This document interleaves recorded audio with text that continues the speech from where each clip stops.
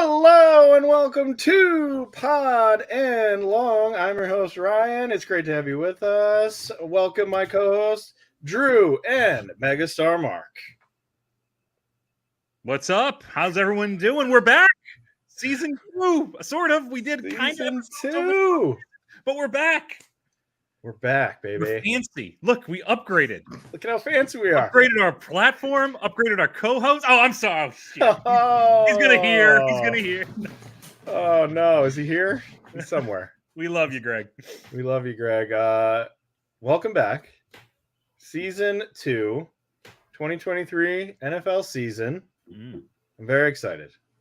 Football can't come soon enough for me. I hate the preseason, though. Real football. Right. Yeah, that's what. Real football. Technically, football's going on right now. Technically. Let me tell you how much football I've watched so far. Mm-hmm. You're not watching Training Camp Live or whatever that is? Oh, my God.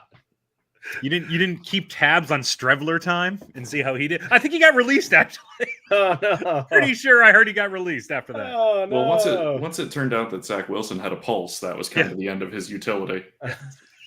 Accurate.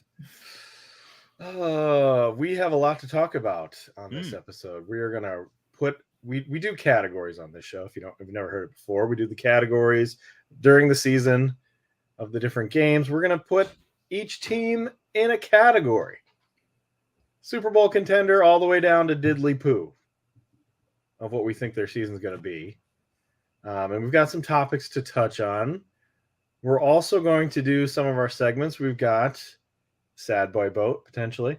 We've got the Drew's Unnamed College Football segment, which is probably going to be how many pages of notes? 3 pages of notes? It looks like a serial killer's manifesto. Like, between all the stuff that's scrawled in different directions and my general childlike handwriting, this is going to go downhill in a hurry. How many notes do you have on Louisiana Monroe, Drew? My God. The Warhawks haven't even entered into the picture yet. Oh, no. We have a football FUBAR. We do. That's right. We have our first football FUBAR of the season. Yep. Surely do. And much, much more. I think the only logical place to begin this is in the Hard Knocks world with the Hard Knocks saga of the summer. Will they or won't they? Who's going to step up? The Jets were forced to do it, and the first episode aired this week. If you follow any of this Hard Knocks saga over this summer, we almost didn't have a Hard Knocks. Can you believe that? I don't understand the rules and why they're in place. Why you have to It's like you can't have a first-year coach. You can't make the playoffs. You have to be a team that's just kind of like middling. And I guess the idea is to watch the ascent. But man, you're telling me if you just volunteered, opened it up to teams that have rookie head coaches, you're telling me like the Colts wouldn't have done it, or say wouldn't have lifted his head from his mound of cocaine and given a thumbs up. The Colts. The Colts are the subject of a bold prediction I have later on that we'll get into. But oh boy, the Colts are the new Commanders.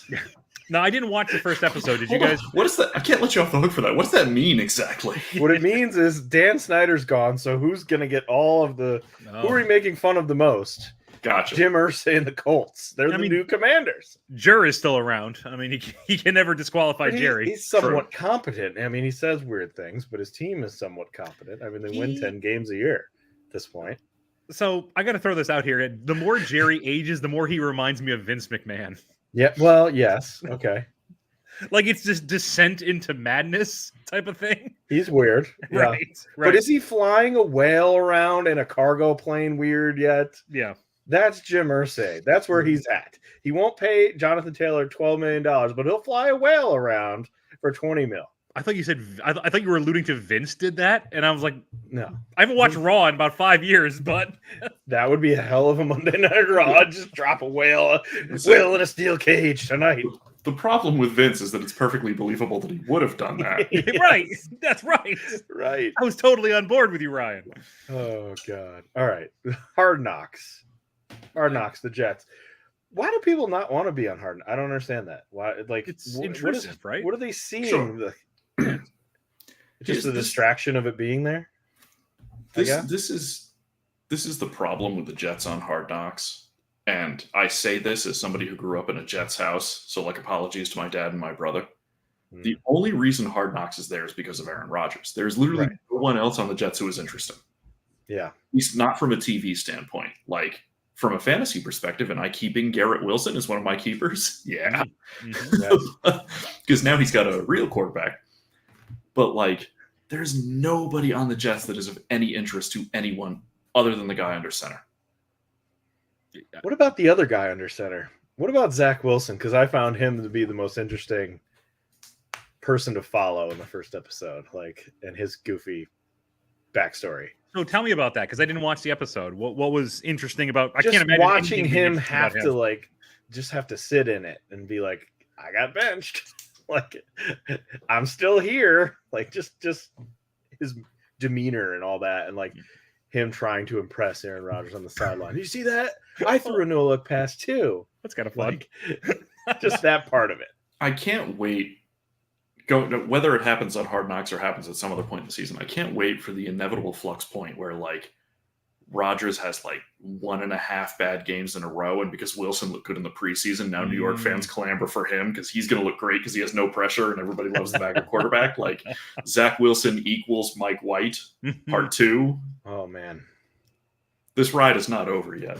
No, it's not. No, there's something going. There's something bubbling underneath the surface for the Jets, but. Okay. Well, I mean, I heard the only thing I read was Saleh came off as kind of a dick in the first episode anyway, or kind of like a meathead. He's corny. That's what I thought. He's real corny. And that wouldn't shock me only because I think he was highly resistant to having them there in the first place. Yeah. So I'm not sure that he's really going to give them his best self. I hate it. I mean, you're going to have these camera crews everywhere. No matter what you say, you can't ignore them. It's not cops. I mean, it's not cops. And this next episode is going to be really interesting because I guess they had a very bad joint team practice with the Panthers. Yeah. The only reason I know that is because I'm a Panthers fan, but they did not do well, and even like gave quotes that they didn't do well. So it'll be interesting to see how that goes. Aaron Rodgers is already upset with his offense. Already upset. We're right back. All the good vibes are gone. Come on, Aaron. Hold on to at least till like week 5. We know it's coming, but at least extend it out into the season. Yeah. One of my favorite parts of it was getting Liev Schreiber on the actual show. Yes. There's a part where he shows up to practice. Why? And narrates his walk into practice, which is very funny. The reason is because Aaron Rodgers was asked why do you hate Hard Knocks, and he's like, "Oh, I don't hate it, but I really like the guy who narrates it." Yeah.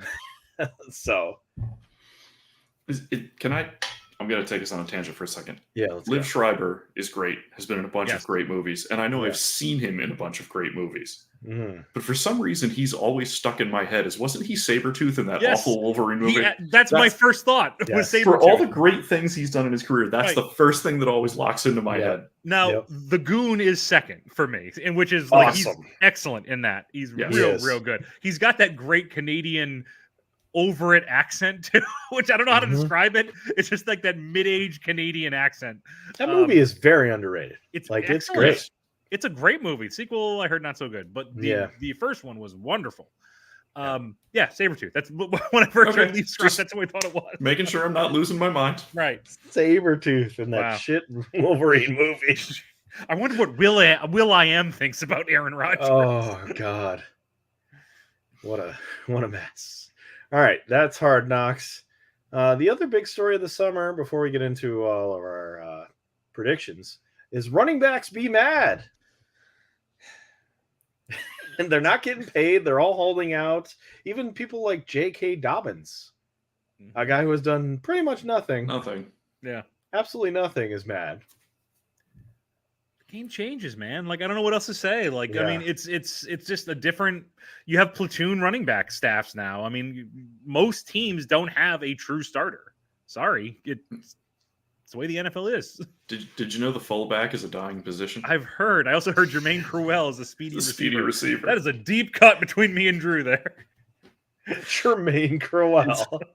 You know, as far as the running back thing goes, like I'm not entirely sure what to think, right? Because I believed let's go back. So like you go through the 90s, right? You have your Sanders and Davis and Thomas, and like you have all these Hall of Fame running backs who are the centerpiece of Super Bowl caliber offenses. And that extends even through, somebody you don't think of as historically great, but somebody who was great for a minute, and like Jamal Lewis, right? And it Absolutely continues up and through. And then you get into this era where like everybody's like, oh, the running back position is devalued. And I'm like, yeah, but the running back position is devalued because the guys who are playing it are crappy. Mm-hmm. Like you go through that, there's like 6 draft classes in a row where you go through it, and the best running backs taken in some order were like Donald Brown, Joseph Adai, Ryan Matthews. Like these dudes just weren't very good. Mm-hmm. And so all of a sudden there's this drought of talent at the running back position. And then when you got to, and obviously he didn't pan out this way, but when you watch the college careers of like Leonard Fournette, right, and then Jonathan Taylor, and Saquon Barkley, and Christian McCaffrey, and all these dudes who sort of brought talent back to the position, Dalvin Cook, blah, blah, blah, blah, Derrick Henry, obviously. It's like, okay, I thought we're going to see a resurgence in running backs in the NFL.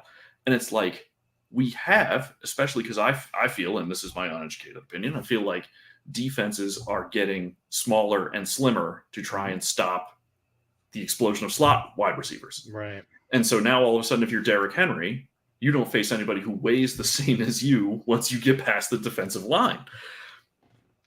But that hasn't translated to a monetary value at a position where suddenly I think management feels like you're old when you're 27. Yeah. Like you get your rookie deal and then maybe they extend you 2 or 3 years and that's it. So it's I don't know. There's this strange balance of like there's money-worthy talent at the position, but the position doesn't seem to be getting paid because of concerns about long-term viability. It's a strange puzzle.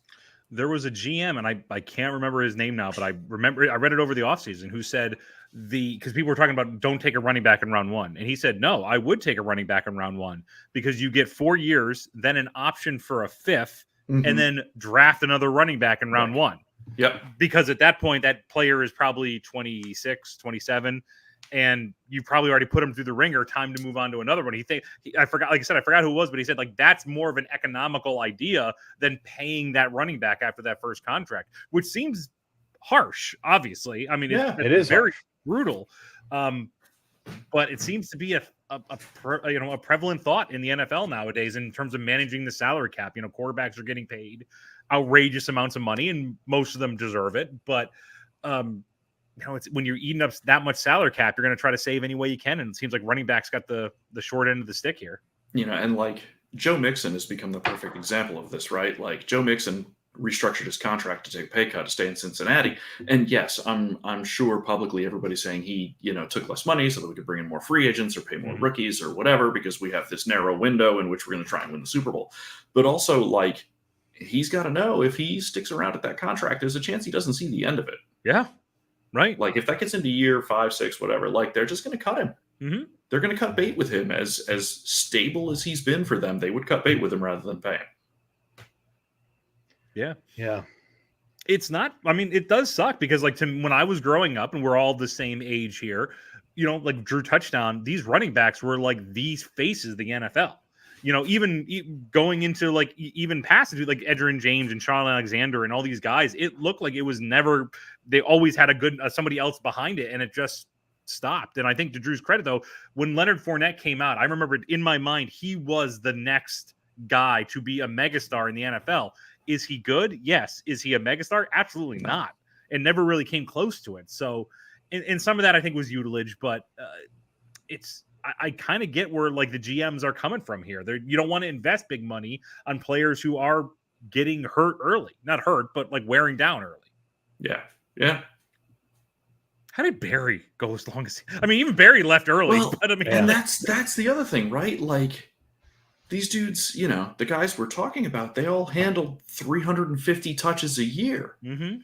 Like it's the same as pitchers, right? Like what made Jamie Moyer able to pitch till he was 112, and And every pitcher since Kerry Wood has had his arm fall out of his socket after like 4 years. Like this is what made. Man, Drew, that's a great comparison. That really is good. Yeah. Like this is what made like Scherzer and Verlander so valuable, even as they aged. If you were the Mets, is like you're like, well, these dudes never get hurt. They just play all the time. And it's like pitchers. It's like you have a very narrow window with pitchers now. I mean, remember Noah Syndergaard? He was one of the top pitchers in baseball, and now he's been on 4 teams in 4 years. Mm-hmm. And it's the same with running backs. Like, what changed about the way we use running backs that suddenly durability is this open question? And it's statistically driven. Like, ask any fantasy person; they can tell you who everybody is who had 300 touches the previous season, because every year after that, production drops off. Mm-hmm. Like, who was the last great workhorse? Tomlinson, Peterson. The one guy you mentioned fantasy ball, Todd Gurley. I mean, when he came into the league, he had, I think it was his second year. I mean, he had a season to remember in terms of fantasy football production. Dude's out of the league. What is he, 27? Yeah. Hasn't been on the league, hasn't been on a team in like 2 years. And Derrick Henry seems to be the exception to the rule, where he's so big and so strong. Right. But even he wasn't as good last year as he was 2 years ago. Mm-hmm. And like, for me, it started with Ricky Williams. There was that season, whatever it was, 02-03, when Dave Wannstedt let his mustache call the plays, and they just handed the ball to Ricky like 478 times over the course of the season. Like they Christian Okoye'd him. And he was never the same after that. No. He was never the same after that. And like, that's the first one where it's like, you pounded this dude into the earth and now he's done. Yeah. Oh, he was mentally checked out after that season. I remember that because like I don't get it. I don't understand what's changed about the way we handle running backs and why all of a sudden like X number of touches signals a drop off in production. Who is the oldest running back in the NFL right now? Like I can't even think of. My instinctive answer is Frank Gore, but I think he's actually retired. He's finally retired. Hold on, I'm Googling it. You guys continue. Who is the oldest running back? Jerick McKinnon. He's pretty old now, right? He's been around for a minute. For a bit. Curtis Martin. It's thinking. Curtis. Mark Ingram at 33. Okay, he's still kicking. Mark Ingram, I guess, is still somewhere, or is he? I don't know. Brandon Bolden, don't know who that is. He was with the Cardinals for a minute, I think. Rex Burkhead, I think he's retired. This might be an old list. Latavius Murray, I think, is still around. He's still around. Is. Yeah. Cordero Patterson, still around. Does he count as a running back? The fact that not anymore with the Falcons, right? Not anymore. Yeah. Not anymore. All right. We did this last year. We nailed it. We nailed the first coach fired because it was my coach. Mm-hmm. It was my coach. That's true. Who's now the head coach of Nebraska. By the way, he can't save them. Good luck, Nebraska. Tom Osborne would come back and it wouldn't save Nebraska. Matt Rule in Nebraska. Top coaches on the hot seat. What was funny, though, by the way, is I didn't even consider him the worst coach last year. There were other guys who were way worse than Matt Rule. Kingsbury was in there, of course. Hackett was in there. But we didn't think Hackett would get fired in year one. Who's his buckets from the Chargers? Oh, you have to his name right now. Oh, don't worry. You know what? Good segue, Drew. Let's talk about coaches on the hot seat. Go ahead. Start with Brandon Staley. Give me Brandon Staley. Yeah, that's him.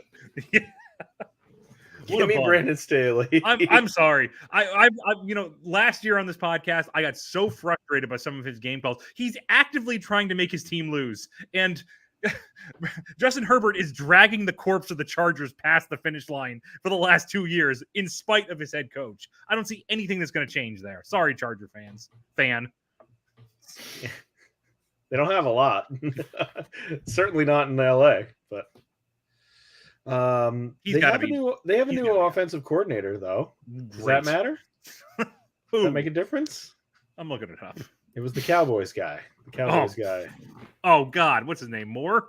Well, considering Kellen Moore, say not Tom Moore, who we've long believed didn't actually have his headset plugged into anything. Peyton Manning was doing all the work, and Tom Moore was just yelling into a microphone about Jello blue cheese. You're right, buddy. What player you, Tom? Graph paper. That was as far as it got. But yeah, considering that Dak Prescott went ahead and threw 30 interceptions last year, I don't see how this fundamentally makes Justin Herbert better. I don't know if he's going to be the first one fired, but he's done after this year. I cannot imagine the Chargers are going to let this continue. Herbert in his prime be wasted with a guy who doesn't know what he's doing. Yeah. Okay. This could be me being an AFC East cynic and in general being like a I don't believe it until it actually happens kind of person. It seems like there's a non-zero chance the Dolphins fall apart, and it seems like there's a non-zero chance that dude gets fired. Our favorite, Mike McDaniel. You know what I mean? I know. Tell me that sounds impossible. No, it doesn't. It doesn't. Totally happen. Their owner is very, quick to judge and quick to make the stupid decisions. I like him. I think he's a damn fine coach. I think he was obviously that he handled the Tua situation horribly, and that's is what it is. I would hope that he's learned from it. I do think they came out of nowhere and surprised people. I want to see them, like you said, Drew. Let's see them. I want to see them do it again. I think they can, but I don't know. And see him do it again with a quarterback who's not sure what state he lives in. Oh my God, I don't even want to talk. Like that actually makes me uncomfortable to talk about Tua this year. Because like I feel like he should not be in that situation. We were on the air, Drew, when he got that contorted thing, and I was the most uncomfortable I think I've ever been watching a game. It was just horrible that he got trotted out there like that. So he's officially on that list, and you see it sometimes in all sports where like he's hit that list of guys who is one play away at any given time, and you hate watching him for that exact reason. It's not a total comparison, but because I have a weird fascination with him. But Greg Oden, I just always assumed when Greg Oden was playing, he was one bad ankle injury away from just his career being over with, except now it's a head injury. So it's I don't know. Okay. Fun fact, they found out it was kind of released quietly after the fact. One of Greg Oden's legs was 2 inches longer than the other. Didn't help him play basketball. Oh boy, poor Greg. Oh God. What about Bill Belichick? That's one I'm throwing out there. This guy getting himself fired this year, or are they going to turn it around? I guess we'll talk about that in a second. But like, if let's say the same thing happens, they're okay, they're not great, they kind of could make the playoffs. Does Bill Belichick get fired? No. He will quietly retire. Okay. He will. It'll be one of those situations where he comes to a mutual agreement to enjoy retirement, and that's how that story will end. It should have ended 2 years ago. I've harped on this for so long on this podcast. He had the perfect opportunity to step away 2 years ago. Listen, I didn't have Brady. Got the Patriots to the playoffs. I want to spend time with my grandkids. I want to just, this is a nice time. I'm going to have McDaniels take over. See ya. That would have been a perfect final end to him, and everyone would have said, you know what? He did bring another team to the playoffs. It wasn't just Brady. Came back, and he's just it's not looking any better. It's looking substantially worse. But he can't, and far be it from me to come to the defense of Bill Belichick. Although he could have, if he had done what Mark described, he could have saved me the acrimony of living in the Josh McDaniels era. But like Bill Belichick is at that. Bill Simmons used to talk about it in his NBA MVP column. There's a certain number of guys who have hit such clout with a franchise that no trade offer for them would be accepted. Sure. Like Tim Duncan's trade value or Dirk Nowitzki's trade value or Dwayne Wade's trade value was always greater than his actual value because you couldn't do that to that guy. That's where Bill Belichick is now. Yep. Like they can't do it unless he does something to publicly embarrass the team, which would require him to publicly do anything. Then I don't see him involuntarily finding a way out of that franchise. Yep. Okay. I don't think McDaniels is on the. I think he is on the hot seat, but I don't think there's any chance he gets fired because the Raiders are paying like 8 coaches right now, so they can't afford to fire him. They're also paying Bobby Bonilla. Just put him in there too. Bobby's like, but no, the one I'm watching, and maybe I'm being swayed because of the hype machine surrounding this team for reasons I can't discern, is Matt Eberflus in Chicago. Okay, like when they completely bottom out in what is, I think, a better division than people realize. Like, tell me honestly, the Bears are better than any other team in that division. No, That's still the And, worst. and when they finish fourth, for all of the hype surrounding Justin Fields, which anyway, for all the hype surrounding Justin Fields, like, that team's not good. Yeah. That team is not good. Justin and a lot of Fields- pressure has been put on him to make that team better, and they're not good. I didn't mean to cut you off there, Drew, but like Justin Fields to me is the definition of probably a much better fantasy quarterback this year than he will be a regular, like a real quarterback. Which is sorry, keep going. No, I'll say that's some guys are like that. Yeah. So, I was actually having this discussion with my nephew the other day. Like, who's the best quarterback in football? Patrick Mahomes. Yep. Who's the best fantasy quarterback in football? Jalen Hurts. Like, these are the subtle differences. right? But I saw one of the sports networks, I don't remember who it was, as they fill time in the offseason, NFL Network, ESPN, somebody had on one of their shows, is they were asking the question in debate forum, is Justin Fields already one of the top 5 running quarterbacks of all time? What? Of And all I was like, time? first of all, I don't even think he's in the top 3 running quarterbacks in the league right now. No, he's not. And it's like, well, and I think ultimately where they were trying to go is like based on his pure running ability, which, because you went for whatever 1,000 yards and changed last year, which fine, but the key word in that phrase is still quarterback. Right. Yeah. Wow. It was pure offseason filler, but it was embarrassing by the standard of pure offseason filler. Eberflus is also, I give this award to Eberflus. If like you know how we get the coaching photo every year where we get all the coaches together, you couldn't pick that guy out of a freaking lineup. I could not tell you what he looks like. I feel like I have no idea. I feel like that's all to invoke his name again. I feel like that's always been the case for the Bears, like since Dave Wanstadt. Yeah. Like their coach has always seemingly been anonymous, except for Lovey. Yes, I love Lovey, yeah, and I loved Lovey Smith at Illinois, and he got them to the Super Bowl and won some games at Illinois that he had no business winning, and good for him. But like, they had that dude. Who was that guy that they had from Canada? Oh yeah, like that dude looked like he was in the witness protection program. Tressman, is that his name? Tressman. Sure. Dick Duran was in there too at some point. Yeah, like Tressman was the guy.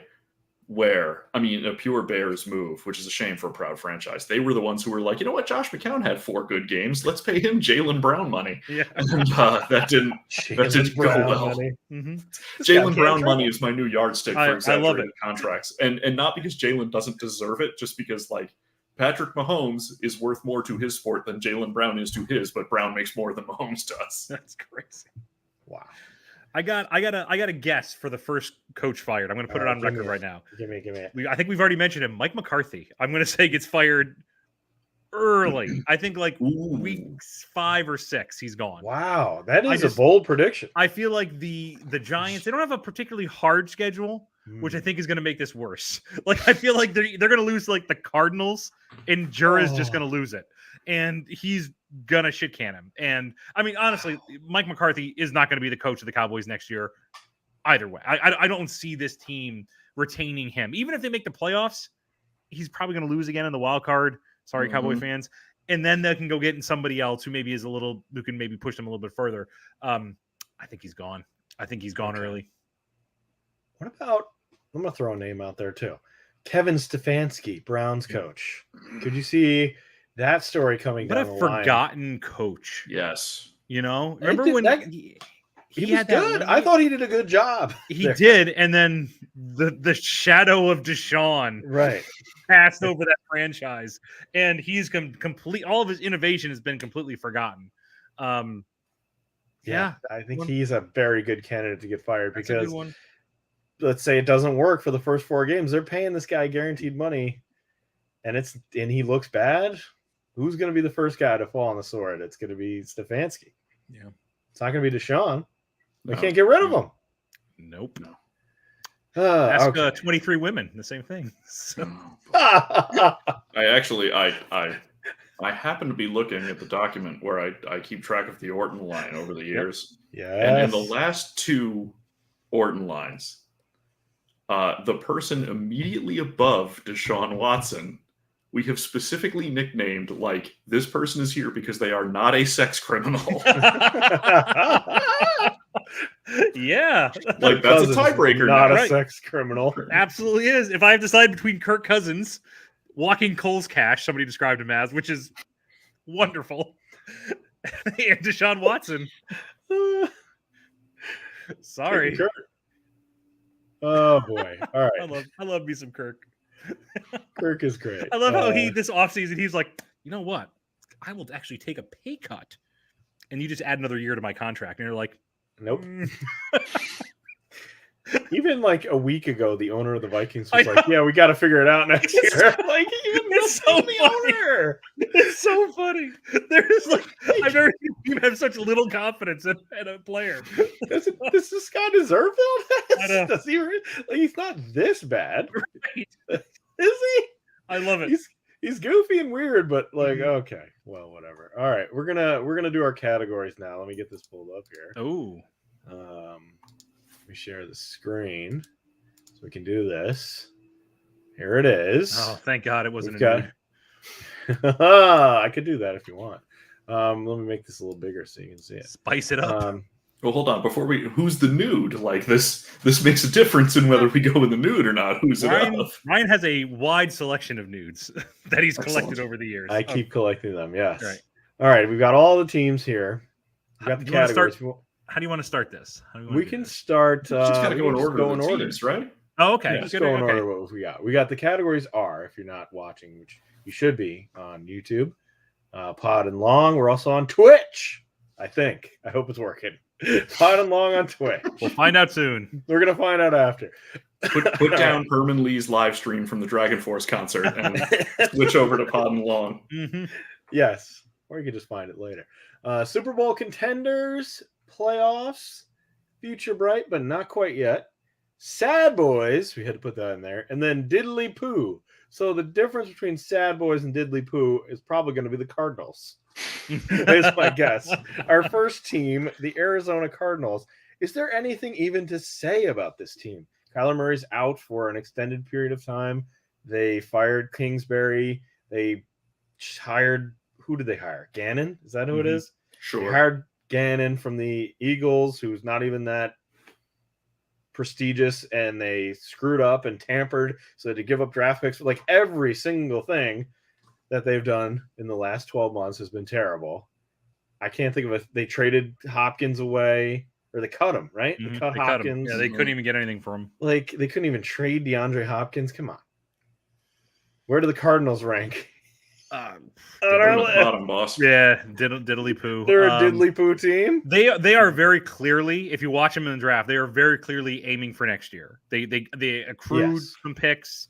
That's the game plan, and it's a Yeah. fine game plan, but you're gonna go 2-15. Like that's just how that is. Right. So They're going to be potentially the worst team in the NFL, they if could not be. the worst. They could be. They're very high up on my list for worst team of the year. Okay, I don't know what else. There's not a lot to say about the Cardinals. I think the Cardinals will be very popular, I think, to talk about towards the end of our season when they're firing coaches and making moves and stuff. Maybe the number one pick. All right, let's move to the Falcons. This one's tough. It is. I think the Falcons are future bright, but Yeah.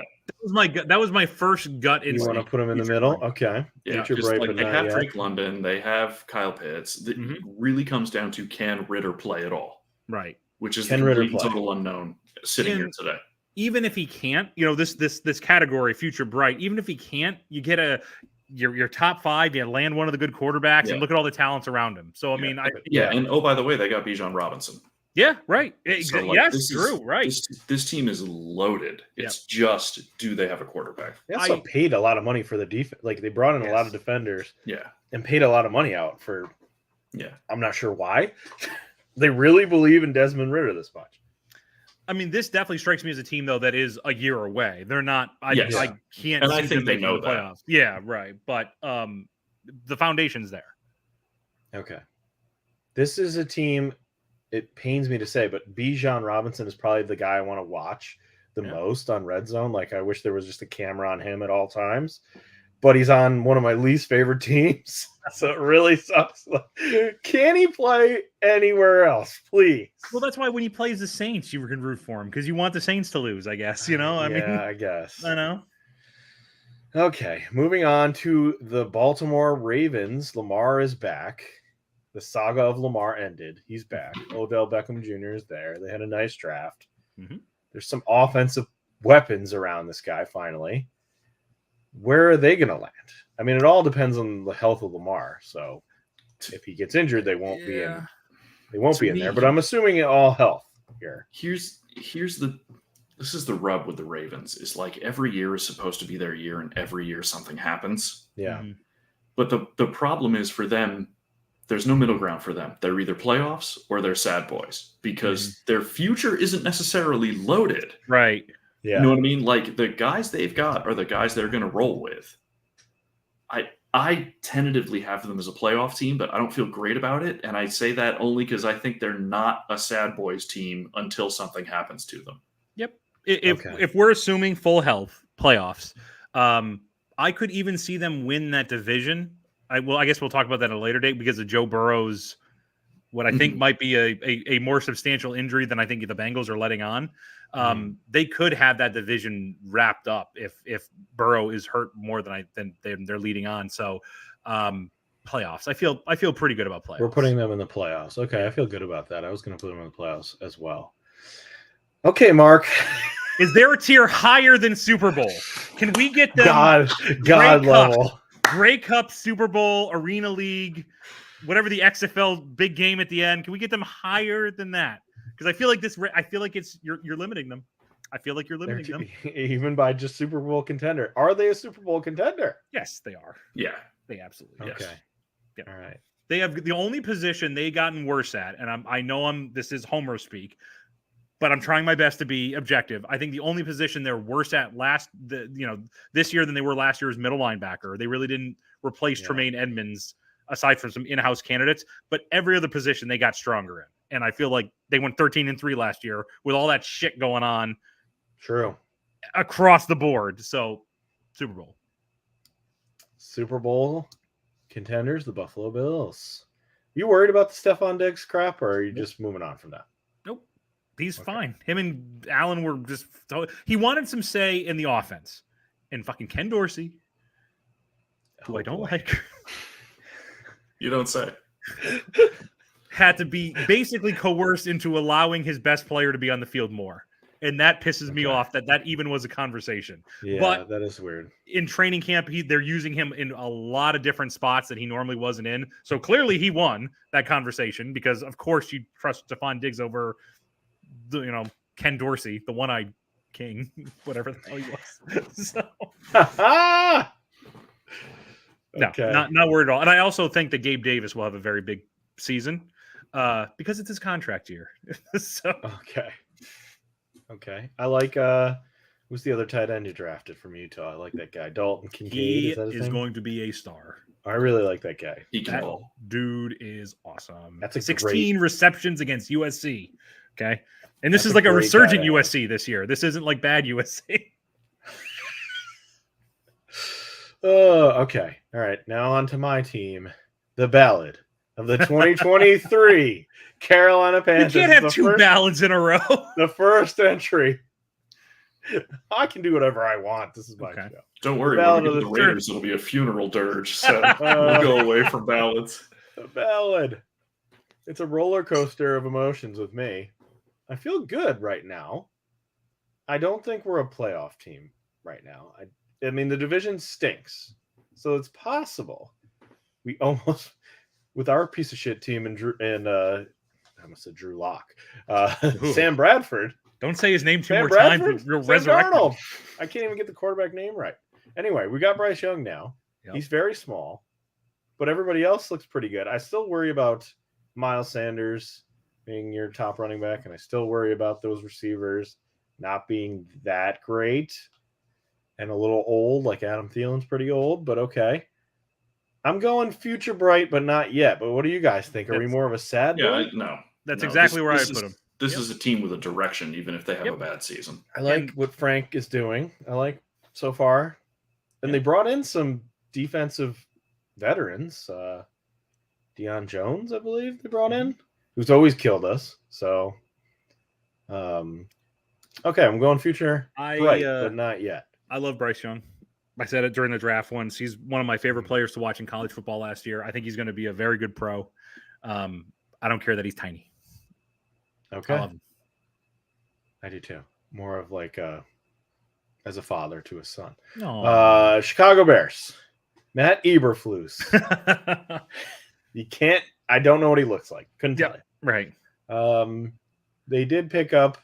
They did make the trade with the Panthers, so they got DJ Moore. I don't know if that helps. Doesn't hurt. They just signed, what is it, Yannick Ngakoue. There you go. Yep. He was a good player. He's a merc, but he's a good player. I'm going to go out and say it. They're sad boys. Yeah, they are sad boys. They're sad boys. We talked about it already. The curse of Sid Luckman continues. Yeah, they're sad boys. Yep. Until proven otherwise, sad boys. Yeah. And I would love for them to be good. Like, just as a historic franchise that should be good, and they can't get out of their own way. Just even like the fact that they're closing Soldier Field and moving somewhere else bothers me. Mm-hmm. Like, Yes. what are you doing? I know it needs to be upgraded and all that, but like, what are you doing? Maybe not build that giant ass convention center next to it and like completely cut off any chance for you to upgrade it. I mean, the inside, it's basically a shell, and the inside is, the redone 2000 stadium. Mm-hmm. Just do it again. Right. Anyway, sad boys, the Bears. Very big range here for the Bengals. They could be a sad boy, or they could be a Super Bowl contender. If we're doing the whole 100% healthy, though, they're Super Bowl. Yes. Okay, we're gonna assume Burrow plays majority of the season right now. Yes. I'm nervous about that. I think we'll talk about this at a later date or something like that. But it's a leg injury, and it's a soft tissue, and those don't get better. Like those, you have to stay off your feet, and I don't think they're going to be able to let him rest for 5 weeks into the regular season. That's what they're saying. Their best hope is that division turns into the rock fight that everybody thinks it is. Mm-hmm. And everyone in that division goes 9-8, and they go 10-7. Yep. Because they start off 1-3 or whatever if Burrow doesn't play, and then they sort of backdoor their way into the playoffs as like the lowest ranked division champion. Sure. But if that happens, if it unfolds that way, they could still be legitimate Super Bowl contenders. And they started off, slow last year, and they were right at it at the end. So I mean, I think once again, well, at this point, they got to be considered Super Bowl favorites or Super Bowl contenders. But okay, it's making me nervous. The other thing that's makes me nervous about it is the line is still not. It's still not right. Like the line is still not good. Right. So if he's got a soft tissue injury, then, yeah, somebody's dropping in. Oh, look at that. Hello. Michael G. Kelly. Hi. Welcome it's to the show. Mr. Mike. Mr. Mike. All right. We'll get to his team in a while. Yes. You got to hang on. He's going to hang out for a while. Hang out for a little bit. All right. Bengals are going in the Super Bowl contender here. Oh, boy. Oh, God. The fighting Haslams. Sad boys. Sad boys. Yeah. I don't even want to put them diddly poo. They're not. Are they diddly poo? Talk about a team that time forgot. Like 2 years ago, everybody was like, "This is it," and boy, that was it. To put it in wrestling terms, what a heel turn, because they had everybody on their side. Remember that playoff game? That was awesome. That was so much fun with Baker Mayfield. They were great. Everybody hates this team now, and sad boy. It's sad. Throw him in sad boy. You could make the argument that they are more hated than the Patriots now. They are, yes, because the Patriots are not good anymore. Yeah, so the Patriots are like that. What's that Madman meme where it's just like, I feel sorry for you, and the other guy's like, I don't even think about you at all. That's kind of how I feel about the Patriots. It's like I don't even. There is. I'm going to make a point later on, actually very shortly, about how good it is to have a villain again. But the Patriots definitely aren't it. So I think it is fun to have the Browns. I don't hate the Browns though. I just they're just disgusting to me. So yeah, just grossed out. Yeah. Okay, Dallas Cowboys. There's a wide range here. You said Mark first coach fired. Yep. So that would mean a sad boy. Yeah. You're thinking a cowboy sad boy? They are teetering. They're I think either right at that playoff edge. or sad boy. They can't be future They bright. can't be No. future bright. No. It's definitely not a Super Bowl contender, and they're not like bad. They're They're one diddly-poo. talented at all these different positions. Trayvon Diggs is talented, and Micah Parsons obviously is amazing. I have no faith in McCarthy to lead this team. I agree with Mark on every point. I still think they're a playoff team because they're better than the other options in the wild card conversation. Okay. Like I'm the gonna the NFC South is sending one team. You know what I mean? The NFC West is probably going to send one team. So they're going to be in that wild card hunt all the way to the end, agonizingly so. All right, Ryan. Ryan. You got to break the tie then. I'm leaning toward playoff. Okay. I don't think McCarthy's gonna completely blow it up. I would say he's there's enough talent there where he can get by with like a 10-7. Is that the records now? I hate the extra game record thing. 10-7 ish. Is it 10-7, 11-7? I don't know. I guess it would be 11-7. I think he gets by just enough where maybe they host a wild card game, maybe not, but I'm going playoff. Yeah, I'm totally fine. McCarthy in charge, that's not great. I don't know about McCarthy in charge. I'm taking this into just looking at what we got. I like what we've done so far. Yeah. I feel like this is very efficient. So okay. All right. This one's gonna be tough. The Denver Broncos, let's ride. Okay. Do they now have Sean Payton? They are still in a very tough division, even though, not everyone's going to make the playoffs like we thought last year. Wrongly. I still don't think they have enough talent around Wilson to do much. So I don't think they're a playoff contender here yet, but I don't think their future's bright either. No, I think they're more of a sad boy. I think you can make the argument that their future might be bright as a product of Peyton. Mm-hmm. Okay. Like a lot of that team's going to wash out in the next year or two. Right. But it is, I admit, it's hard to say your future's bright when you don't know who your quarterback is going to be. Like, okay, Russ, yes, fine. But at some point, Russ is going to move on, and they're going to get somebody new. And the last time they drafted a quarterback, I think it was Paxton Lynch. So, like, it's hard to say their future is bright. I think there's optimism, but it's hard to officially say that. I touched on it earlier, and I really do feel like the Broncos could be the next great villain in the NFL. Because Peyton, I didn't think this up until Peyton went total asshole on the Jets for some reason, plucking them out of just going off on Hackett and everything like that. It's just so uncharacteristic of him. And then Russell Wilson is also horribly unlikable. So it really is kind of a one or the other type of how the season's going to go. I agree with Mike. Mike Kelly just said Russell Wilson is not the answer. I agree. This is either going to be, they're going to make the playoffs and be hated, absolutely hated, because Peyton's going to let everybody know that he led this team to the playoffs.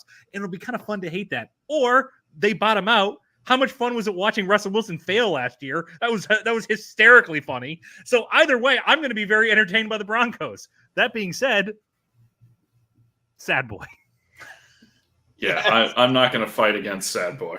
Sad boy, but the Sean Payton would be future's bright. But he's getting paid so much money, I guess it doesn't matter, right? Because if the team bottoms out, he's just gonna be like, get rid of everybody, let's start again. But I don't think there's enough offensive talent to make a dent. Yeah. They're still going to be hanging around with the defense and stuff, but the AFC West plays each other so much harder, I think, than the other divisions do. Every time you get an AFC West against each other game, it could go any. You could pick any one of those teams, and I would have been like, yeah, that makes sense. I mean, they play each other so tough. So, okay, Detroit Lions hype train. Ooh. The hype train of all hype trains. Sad boys. Yeah. Ooh. No, I agree with Drew. Sad boys, we're going backwards. Your problem is Jared Goff, and until you fix that, you don't like Hendon Hooker. No. No, Somewhere. I don't. Hendon Hooker was so excited to listen to the second season of Pod and Wait a Log, minute. and then I'm he's a just fifth muttering round how much pick. he hates the new co-host. Everybody loves the Lions. I don't actually. I'm with Drew. I got nothing against the Lions. I just don't think Bad they're any boy. good. There is way too much hype around this team. People are picking them over the Chiefs in the first game of the season. I have the Oh, Chiefs by come on, yeah. 20. They're going come to on. demolish the Lions. Yeah, that Again, I don't think they're- is happening. Their coach doesn't talk about football in his football press conferences. At some point, this catches up to that. Right. We're Who going to did they need just- a soundbite from Dan Campbell Oh. at some point. They just signed Teddy Bridgewater, right? And I love Teddy Bridgewater. I I think do he's a too. great, I think he's a very solid quarterback. Obviously injuries are what's going to keep him from being what he should have been. But Campbell goes on the introductory press conference like, well, we'll see if he's got anything left in his tank. Great way to like really hype up your new guy. Wow. Uh, Okay. Sad boys Lions until are proven sad otherwise. boys. yeah. Lions are sad boys. I'm taking 20 in the first game. I'm taking 20 points. I think the Chiefs are going to demolish this Lion squad. Yeah, I don't think the Lions are winning that game. No, but people are taking the over on it or the spread. It's crazy. That's bizarre. Okay. Here is is this the most difficult one of this? The Green Bay Packers? Is this hard? Diddly poo. Oh, we differ significantly. Do we? Oh, boy. In my opinion, this team is a bottom 5 team. I don't see them going anywhere with a coach that has ridden Aaron Rodgers' coattails from the start of his career. I think there's some talent on the defense. I think the offense is rudderless. AJ Dillon's good. Obviously, they got a decent running game, but the offensive line is shaky. No, bottom 5. Diddly pooers. Drew, fight me. I honestly, I have them as a playoff team. Wow. Okay, I like it. Because here's the deal: I think their defense got better in free agency. I think I think their team is fundamentally sound. I think they have some weapon. Like Christian Watson's real good. Mm-hmm. AJ Dillon's real good. Yep. They've got a quarterback who's younger than Methuselah. And look, we've already got half their division in the Sad Boys column. Seriously. There it is. We've got half their division in the Sad Boys There column. it is. Yeah. And the only other option here is Minnesota, who's going to Orton line his way to 9-8. Yeah. Also might be in the really Sad Boys. This division is laid out for the Vikings, and I have no faith that the Vikings are actually going to get there. And given the remaining choices, that puts Green Bay in the playoffs, not because they're the best team, but because they're the least bad team. That's good reasoning. Okay, Mark, Right. have you changed your mind on the diddly poo? No, still diddly poo. So it's up to you, Ryan. Putting all the pressure on you. Oh my God. I don't think they're a playoff team, but maybe they are. You maybe convinced me there. Two sad boys. We got two sad boys. Is Jordan Love gonna do anything? Is he any good? Or is he just good enough? The question is he better than Kirk Cousins? No. Because I we don't know think so. what Kirk Cousins is. Right. Boy, this is tough. Okay, I'm going Okay. through. All right. I like it. All right. You convinced me. All right. You convinced me. Oh, I don't know if I like that now. I feel gross. Now I feel kind of gross. It's set. Be You can't bold. go back. You know when your skin burns? It's Yeah. kind of how I feel right now. They have a decent. I think the coach is all right. All right. Well, I don't know. That would make me feel icky. But they're in the playoffs. Green Bay Packers are in the playoffs. Houston Texans. Super Bowl. No. Diddly poo. Yeah, diddly poo. Automatic move diddly on. poo. Yeah. They're going to be Yeah. diddly poo. They've been diddly poo for the entire existence of their franchise. I see no reason this changes now. Their ownership is all. Didn't he get minority owner get charged with rape or something like that? This whole franchise is Yeah. gross. It's It's just a diddly poo franchise. I feel bad for CJ Stroud because I actually do like him, yeah. and Yeah, I don't think great. he's gonna get run over by a bulldozer this season. No. There's no way he's That's even if he not a is good. particularly strong division, but I still Yeah. don't see them making any noise. They're a diddly pooer. Yeah. Oh boy, the Colts. Diddly poo. This is my bold prediction that I referenced earlier, which probably isn't such a bold prediction. Okay. Anthony Richardson will start the season as the Colts quarterback. Mm-hmm. Oh boy. He will not end the season as the Colts starting quarterback, Oh boy. and not due to injury. Yeah. Oh, I'm gonna build on this though, Drew. I'm sorry, were you done with your thought? Because I have another. It's the only caveat to that is I could see a scenario where they start out 0-6, right? Call it what you will, and he is so reprehensibly bad they bench him, and then he becomes the starter again, like week 16, just to get him some reps. But fundamentally, he will not be the starting quarterback of the Colts at the end of the season. Wow. So I'm gonna throw out here what I think is gonna happen. I don't want to say guarantee, but I bet you he lights it up in the preseason because this is where Anthony Richardson shines. Nobody's game planning for him, and he's playing against second and third stringers. Like, I feel like he is going to light it up, and the Colts organization is going to be like, see, what do we tell you? Megastar. What do we tell you? He's going to be 9 for 25. I'm 0-6. Like, I feel like this is how this story goes. Lights it up in preseason when nobody's trying against him. And then when they try, it's embarrassingly bad. For the record, you just called him a Keely Smith. Yeah. Yes. Which sure. By the way, I wholeheartedly endorse. That's accurate. There's some Manziel there too. There's 3 diddly poos. Yeah. The Jacksonville Jaguars, I think they're an upper tier team. Are they a Super Bowl contender though? No, not yet. I think they're a solid playoff contender. Yeah. All right, Jags are in the playoffs. Yeah, I like what they did last year. I mean, I like Doug Peterson. Agreed. I do too. I like Trevor Lawrence. He played way better. Yep. Yeah. He's got good talent around him. You know, Christian Kirk got a lot of shit for that contract, but he played well. Stuff. Not his fault. They give him that contract. I would sign it too. And then he delivered. And he delivered in the playoffs. Very too. I mean, and oh, by the way, they added Calvin Ridley basically for free. Right. Yeah, they've got him, which is, we don't know what he's going to bring, but he's a very good player. He was a very good player. I mean, I think people are focusing on their secondary as being a weakness because obviously Ramsey's been gone for a while, but I don't know. I think they're young. I think in that division, I think they're gonna. If I'm trying to think of a team that would have the division wrapped up earliest, and it might be them. Maybe. Yeah, that's not insane.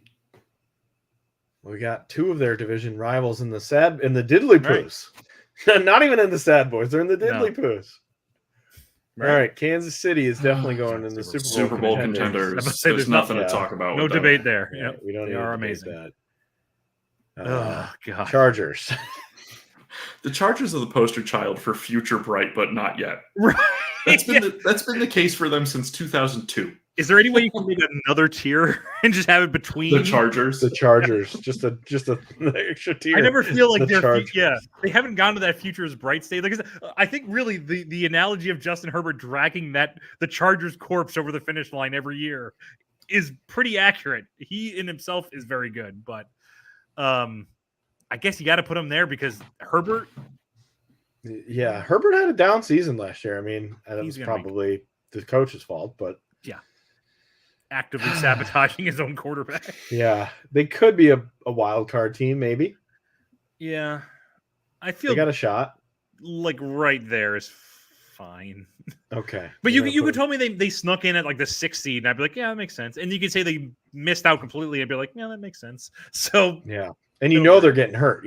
Some combination of Mike Williams, Austin Eckler, and others are going to get hurt. Khalil Mack's his hamstring is going to explode. Yeah, right. Somebody's getting hurt. All right. Diddly poo for the Los Angeles Rams. Or not our sad boys. I kind of like the Rams. I have them. Admittedly, I have them as a sad boy. I don't have them as diddly poo. I do think this could be the season the wheels fall off. Wow. But I do see them as a sad boy. They're more of a sad boy than a diddly poo. I kind of like them as a playoff team. What? Are you crazy? No, I do. So, okay, if Stafford comes back and he's fine, not good, fine. in that division, you get Cardinals are going to beat up on twice. Seahawks are not going to be nearly as good as they were last year. So Okay. I think they could be at least competitive there. They're not going to win the division, but they also have a very easy schedule. They have the fourth easiest schedule in the NFL this year. I think Okay. Cooper Kupp's still there. Aaron Donald's still there. They spent a lot of time on their defense. I could see them sneak in at number 7. I'm fine with leaving them at Sad Boys right now, but with the assumption they could move up. Okay. I don't think so. I think the wheels are falling off right Okay. now. Sean McVay is going to go into a deep depression at some point during the middle of the year. He may just leave. He may Him and just, Cliff I'm out. reunited I'm out of here. in Thailand. Oh, God. Sad boys. Oh, here we go, Drew. Okay. Brace yourself. Brace yourself for the Raiders. Las Vegas Raiders. Let me I'm just going to sit this one out. Jimmy Garoppolo in. Derek Carr out. Josh Jacobs. Jimmy Garoppolo maybe in. I heard he's okay, right? He's Didn't got the foot injury thing. Yeah, is he No. okay? He's never okay. I know. So Never so okay. let me begin by saying that I'm a Mets fan, and the Mets went into the season with $350 million in payroll, completely hit the skids, traded away everybody, have irrevocably given up on the season, and I almost wore my Mets hat instead of my Raiders hat Oh. because I am not certain, and this is a great hat. That is really nice. That's a great hat. I am not certain that I want to be a Raiders fan anymore Oh, man. because they sold a percentage of the team to Tom Brady. Yeah, right. That happened. And listen, there's caveats here. Like, I understand that unlike 30 of the other teams in the league, the Packers are the only other exception. The Raiders' wealth comes from the Raiders. And Right. without the cachet of Al Davis, which Mark Davis does not have, like the Got a Raiders better are haircut. suddenly the poorest team in the room. And you need capital to do stuff. Tom Brady brings a lot of capital. You make that deal. And I also understand that this is what super wealthy athletes are doing now. Mm-hmm. Right? Like LeBron owns part of a couple of soccer teams, like Patrick Mahomes owned part of the Kansas City Royals. Like super wealthy athletes are treating this as long-term investments, and I'm sure Tom's doing the same. But from the Tom Brady perspective, doesn't this feel a little bit like Tom Brady's post-divorce midlife crisis Corvette? Yes. like she left me. Let me show her how virile I am. Now I own the Not my Raiders. Part of the Raiders. That's so good. That's so good. And from the Raiders' perspective, you can't sell part of your team to the guy who authored the most crushing defeat in your franchise's history. Wow. Yeah.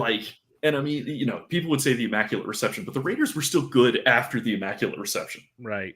Oh yeah. I understand. I understand.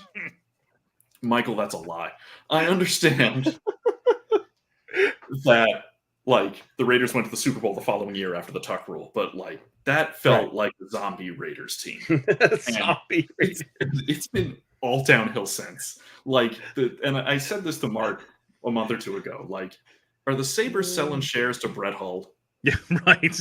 Are the Red Sox going to come out next week and be like, here's our new minority owner, Bucky Dent?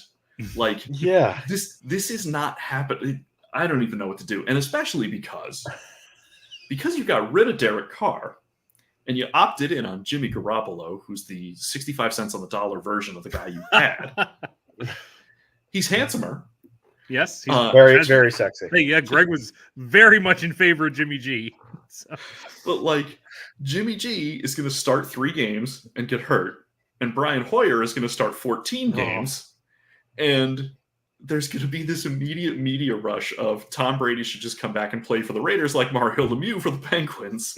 Yep. And I want no part of any of that. Oh yeah. So I am this close to being as Ronin here. That said, from a strictly football standpoint, Super Bowl.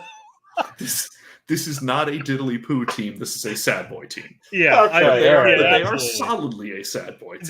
They are well above the lower tier. So yeah, They're I not don't know a about well they're not a above. diddly. Yeah. They're not a diddly. no, they are. I mean, look at the talent on this team is there. It's man. I think also obviously playing the AFC West against the Chiefs does not help, and the AFC West being such a crapshoot, I had the Raiders. I picked them to win to go to the playoffs last year. Yeah.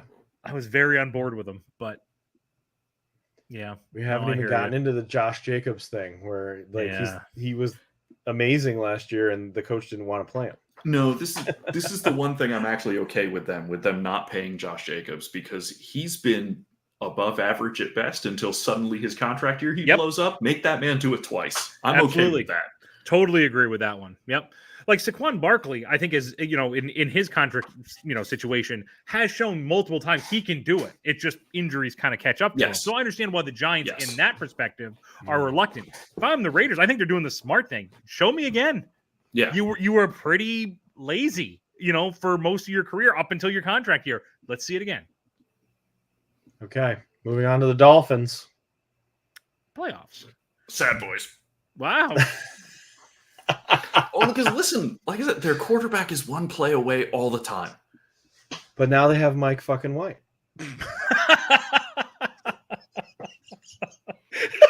They do. They do. I thought he gets scissored in half. Like, how is he still walking?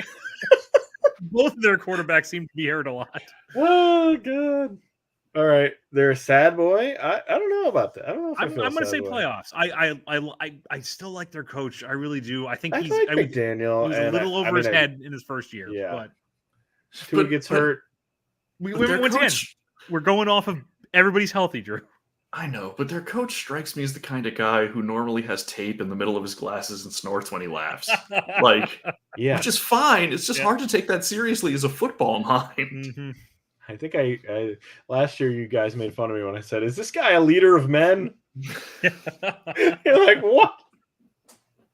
A leader of men?" Oh man, Is that John Vicenda talking? they're already dealing with some injuries though. Yeah, Dolph- they you know, have Jalen Ramsey. They have better anymore. defensive coordinator. Yeah, Well, right. yeah, I got hurt. He's Tyreek Hill. I want to talk about Tyreek Hill punching a guy at a marina in the neck.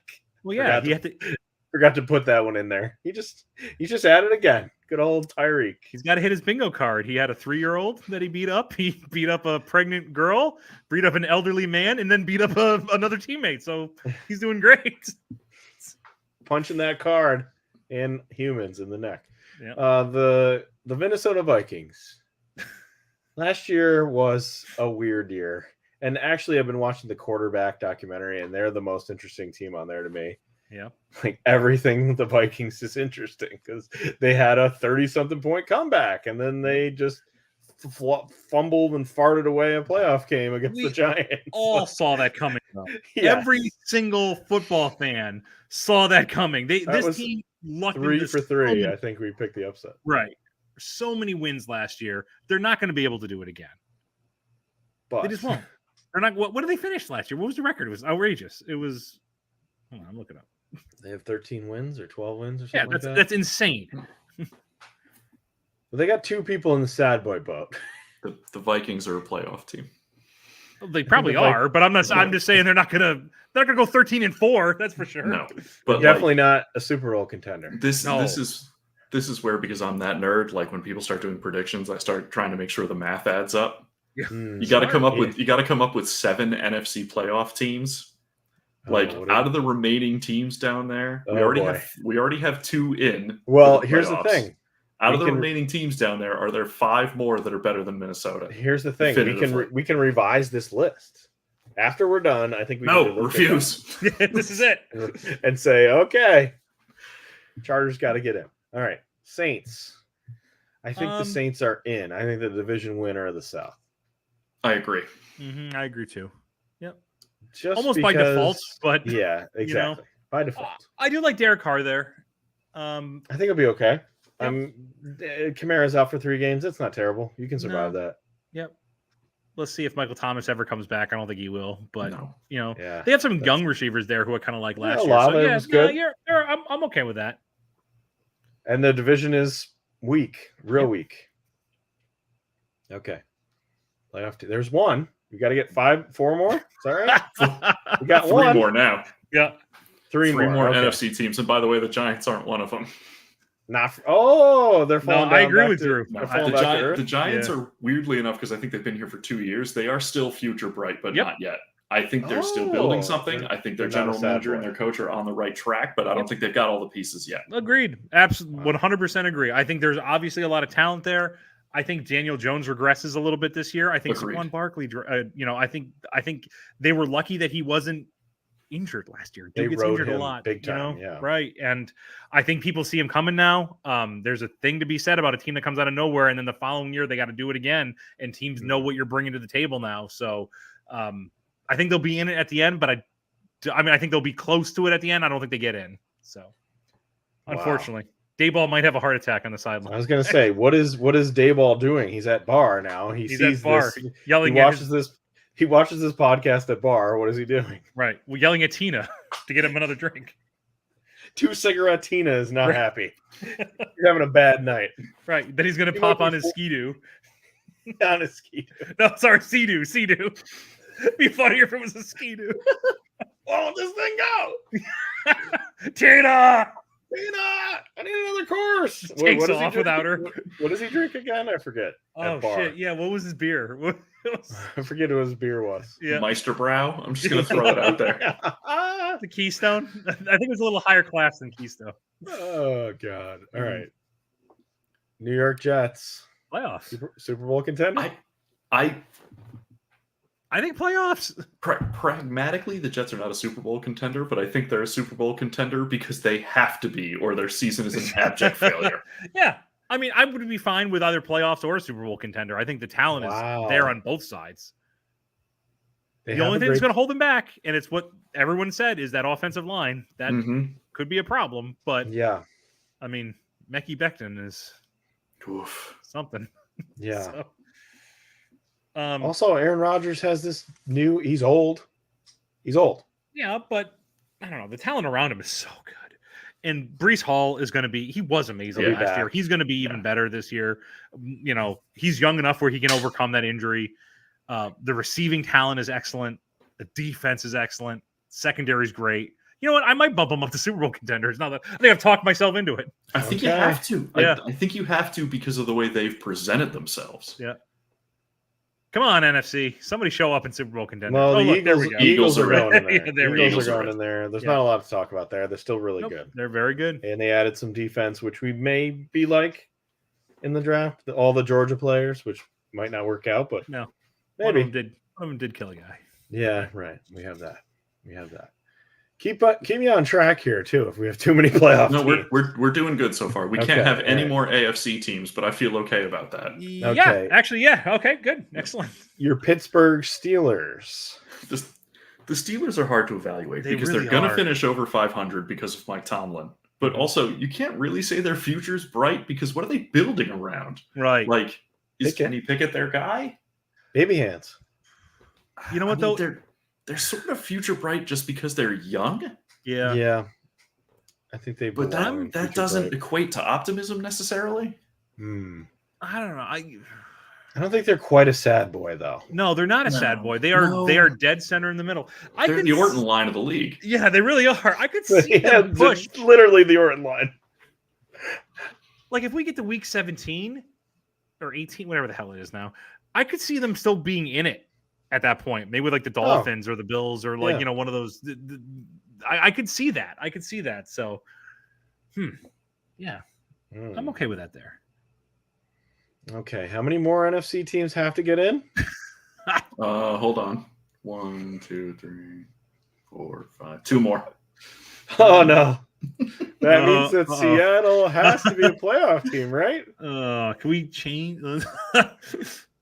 I want to point out I said the Rams are a playoff team. So I You don't have to take the. So- you don't have to take. other that. than that, if we swap those, then I'm all right. So I think Seattle's better than the Rams. I think the Rams are diddly poo. Oh, I don't know. I hate That's Seattle. my prediction is Stafford doesn't play a lot, and they're diddly poo. I- So Seahawks, they have pieces. you They know? do. I They're- have no faith in Geno Smith. It's gonna come back to earth at some point. But Like Yeah, that oh, strikes. absolutely. We've already referenced Josh McCown once in the show. Doesn't this feel like that? yeah, Yeah. it does. But also, he doesn't need to do too much to No. get into the playoffs here. I mean, I hate Pete Carroll. Like I just everything about this man pisses me off. I would like I read an article like this week and I texted it to Drew about how much I hate Pete Carroll again. It comes naturally to me. He's just such a pompous asshole and I don't want him to succeed ever. how old is he now? Is he 72? Yes. 89. Wow. Good Lord. All right, Seattle's in the playoffs. San Francisco's in the Super Bowl Super Bowl. contender Yeah, Super or Bowl. the playoffs? No. I think the playoffs because I don't think they're sure who their quarterback is. Oh, Who do you think it's going to be? You think Purdy's gonna It shouldn't be. All respect to Brock Purdy. Strictly on a talent basis, it shouldn't be Purdy, but it might be if it turns out Lance can't play. I think Super Bowl on this team. I look at the division they're in. I mean, they're I gonna know. clean up in that division. Well, actually, I mentioned earlier the Jaguars might have it wrapped up. I forgot the Niners will probably have this shit wrapped up very early. They're gonna be really good. Their defense got Even better, if- got way better. They could sign. I'm blanking on his name, and I feel bad now. The defensive tackle who's awesome from the Eagles. Oh right, Yeah, I know what you Hargrove. mean. Yeah, I mean, this team is just I know. loaded. I think they're getting better and better. They To me, I picked put them in up- the Super Bowl.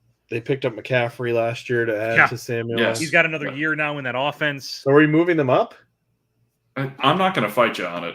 I've made my case, but I you feel know, like It's they should the get quarterback. something. It's just if Brock Purdy's 100% healthy, are they a Super Bowl contender? well, He starts. if they're not playing you and me as quarterback in the NFC Championship game, Yeah, right. are we having a very different conversation? Yeah, So I mean, right. yeah, if you want to put them as Super Bowl contenders, but I don't know if I reminded- can. I'm what do going we to think- tie break it. Oh, go ahead. Sorry, I would say, what do we think about Trey Lance here? he's out. You think he's done? I- You Yeah. think it's over? I don't think there's anything to know yet. Yeah. What's our sample size on him? He 3 hasn't games? played. 4? Hasn't played. Yeah, Yeah. right. I don't Man. think you can put him as a Super Bowl contender until you know officially who All the right, fair quarterback enough. is. But by the way, But if everything Trey Lance, else, by the way, if Trey Lance ends up flaming out, no one is ever going to take a top 5 quarterback from North Dakota State ever again. Because that's Wentz and Lance, and Yeah. Oh, man. wow. Wentz still doesn't have a team, by the way. Shouldn't he be a backup somewhere? He doesn't love football, guys. I guess he doesn't not. love football. Guess not. We may never see him again, unless this team needs somebody. The Buccaneers. I'm Diddly putting them poo. in Poo. diddly poo. poo. Diddly poo. It's unanimous. That Yep. coach stinks. Todd Bowles stinks. They sold their As head soul in coach. that Super Bowl, so congrats. Yeah, they sold their soul. They lost several pieces. Oh, yeah. They got to start Baker Mayfield, who The- hasn't won the job yet. nope. I would not be surprised if Mike Evans by the trade deadline gets himself Gets out moved. there. Yeah. Yeah. Because he Yeah, still's got he'll it. be He still gone. has enough in the tank. He's not like Godwin who's hurt all the time.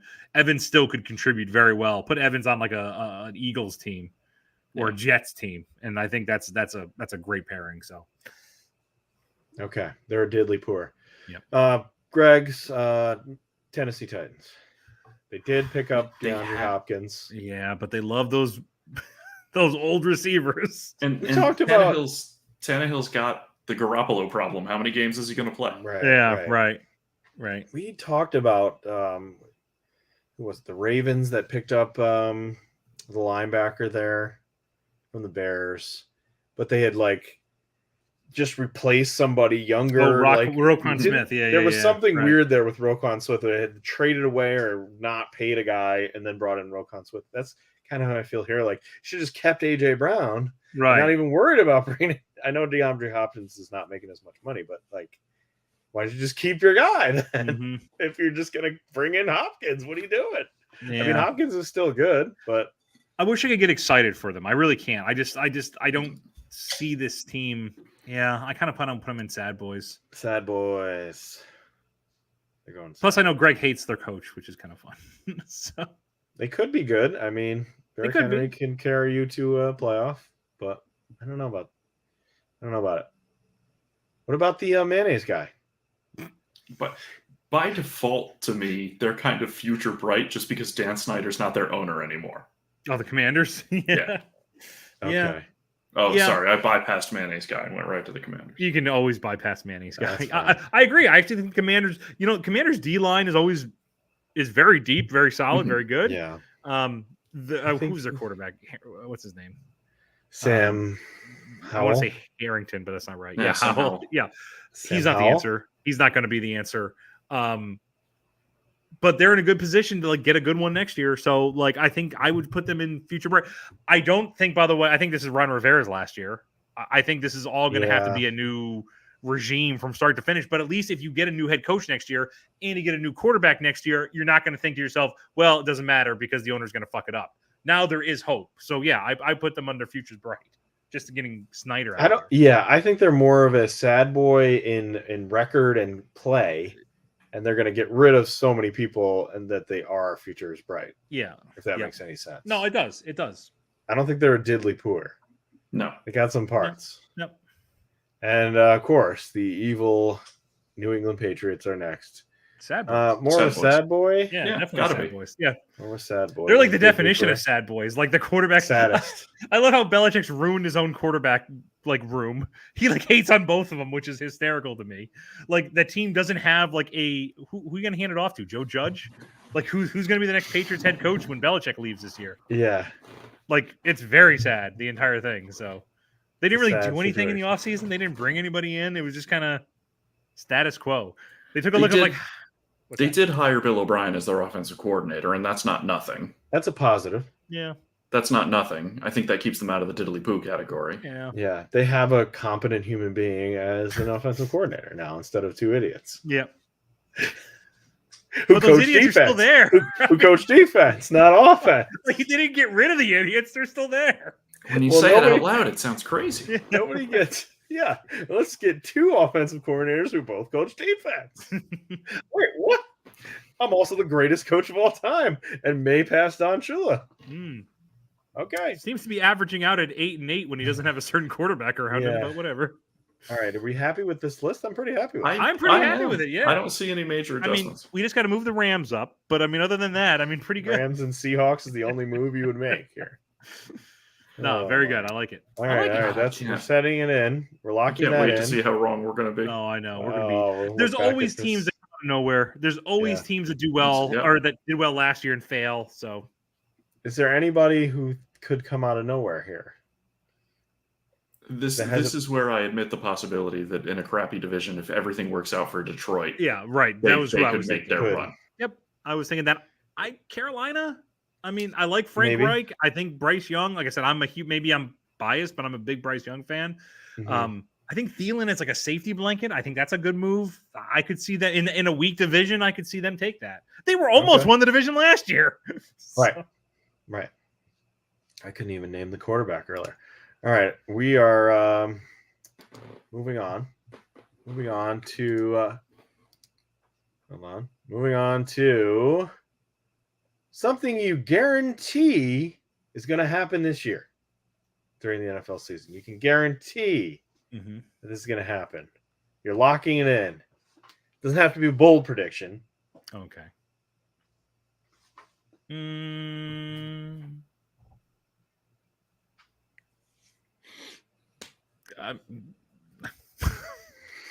Chiefs make the playoffs? Like, I mean, I don't know. All right. That's, Yeah. all right. Come on. Let me think. Let me think. At some point,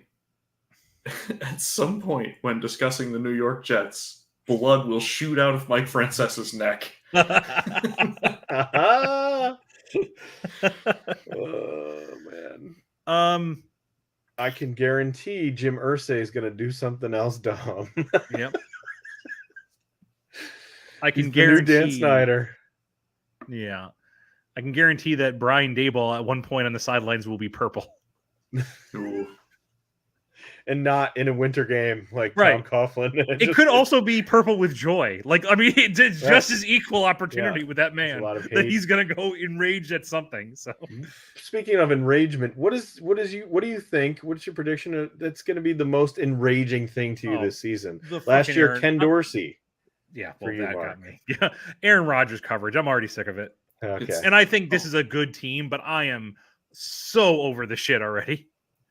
It's only because the Aaron Rodgers thing is the obvious choice. I'm going to throw out just another thing to keep an eye on: the constant analysis of Justin Fields. Yeah, that's a good one. It's already a boiling point. It's already at the boiling point. Do you think since the Jets play their first game on 9/11, anyone's going to ask Aaron Rodgers on the sidelines about his thoughts on 9/11? Oh God, spare us. Not. Let's hope not. How could Cole Beasley pick the Jets and not the Giants, or the Giants, not the Jets? That would have been great. Him and Aaron have a lot to talk about. They'd be buddies. They could share mysteries of mind, space, and time with each other. Thing that's going to annoy me the most is any Browns coverage, probably. Any Browns talk of oh, what do you think they should do? Should they fire? Even just like me bringing up earlier, they should fire Kevin Stefanski because of this fucking guy. That's going to bother me. That's going to bother. That's what they should do. That's going to bother me. All right. What are you most looking forward to in 2023? Contrary, or player, anything. Contrary to what we just said about Aaron Rodgers and the Jets, and forgive me for saying this, I'm genuinely looking forward to watching my 75-year-old dad have a good football team to root for the first time in many, many years. Absolutely.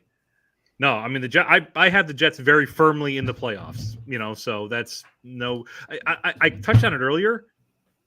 Kind of interested to see how the Broncos season goes. One way or the other, I think I'm going to really enjoy this. So, I kind of like having a bad guy. I'm almost hoping that they do okay because I think they're all very punchable faces. So, so football is more interesting when you have a bad guy. On that same note, I'm looking forward to no Tom Brady. Not in the booth, not in the games. No Tom Brady. This nice. No, he'll be on the Raiders sideline, and at some point he'll have a helmet in his hand because he'll be carrying it for Brian Hoyer or whatever, and the cameras will catch it, and then oh my God, that'll be the end of my sanity. Let's talk about something that's not this season. Every so often I like to sprinkle these in from our because we've all watched football for a long, long time. And I was thinking about this the other day because I was trying to come up with mine. What is your favorite play in your team's franchise history? That's a good one. One single solitary play. What's your favorite play? To rewatch on YouTube clips or whatever. Because I have several. I can start if you want to think about your answers. Yeah, I wasn't sure where to begin because we have Panthers have the Steve Smith double overtime catch against the Rams. That's a good one. Luke Kuechly interception against the Arizona Cardinals, and then the guy falls out of the stands trying to high five him. That's another. That's a good one. Jake Delhomme throwing it to Ricky Prohl and catching it in the corner of the end zone.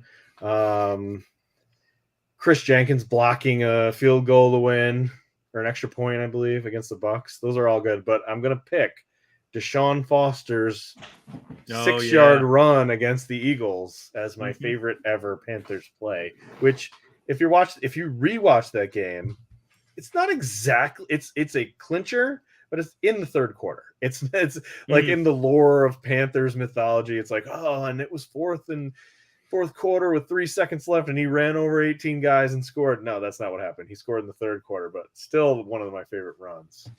Deshaun Foster, also the author of a great Panthers play, which unfortunately was in a losing effort, which was the one in the Super Bowl against the Patriots, where he goes diving into the end zone from the 10-yard line. Yeah, great watch, really good television. Unfortunately, they didn't win. That was the next game. That was back to back. He did 2 amazing runs back to back. I think he's at UCLA coaching now, so good for him. Running back. So. Did you bring D'Angelo Williams with him?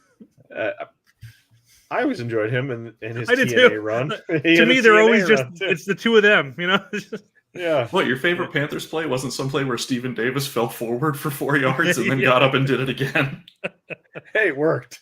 It sure as hell did. It did work. He had like 1,600 yards that one season. All right. Anybody else got a favorite play? Franchise history. Much of the Raiders' history in my life, unfortunately, hasn't been great. But you could pick for all sentimentality, the reason I'm a Raiders fan, one of my earliest memories of watching football, Bo Jackson at the Kingdom. Yeah, on Monday Night Football. Talk about this. Yeah, right. Down the left sideline through the tunnel. Yeah, that was it, man. Yeah. Well, that's the same game, later play, but yeah, truck the Boz in the same game. Like, that's it, man. That's alpha and omega for me. So damn good. That's a great game. All right, Mark. So an honorable mention is the Bills had lost to the Patriots 13 straight games.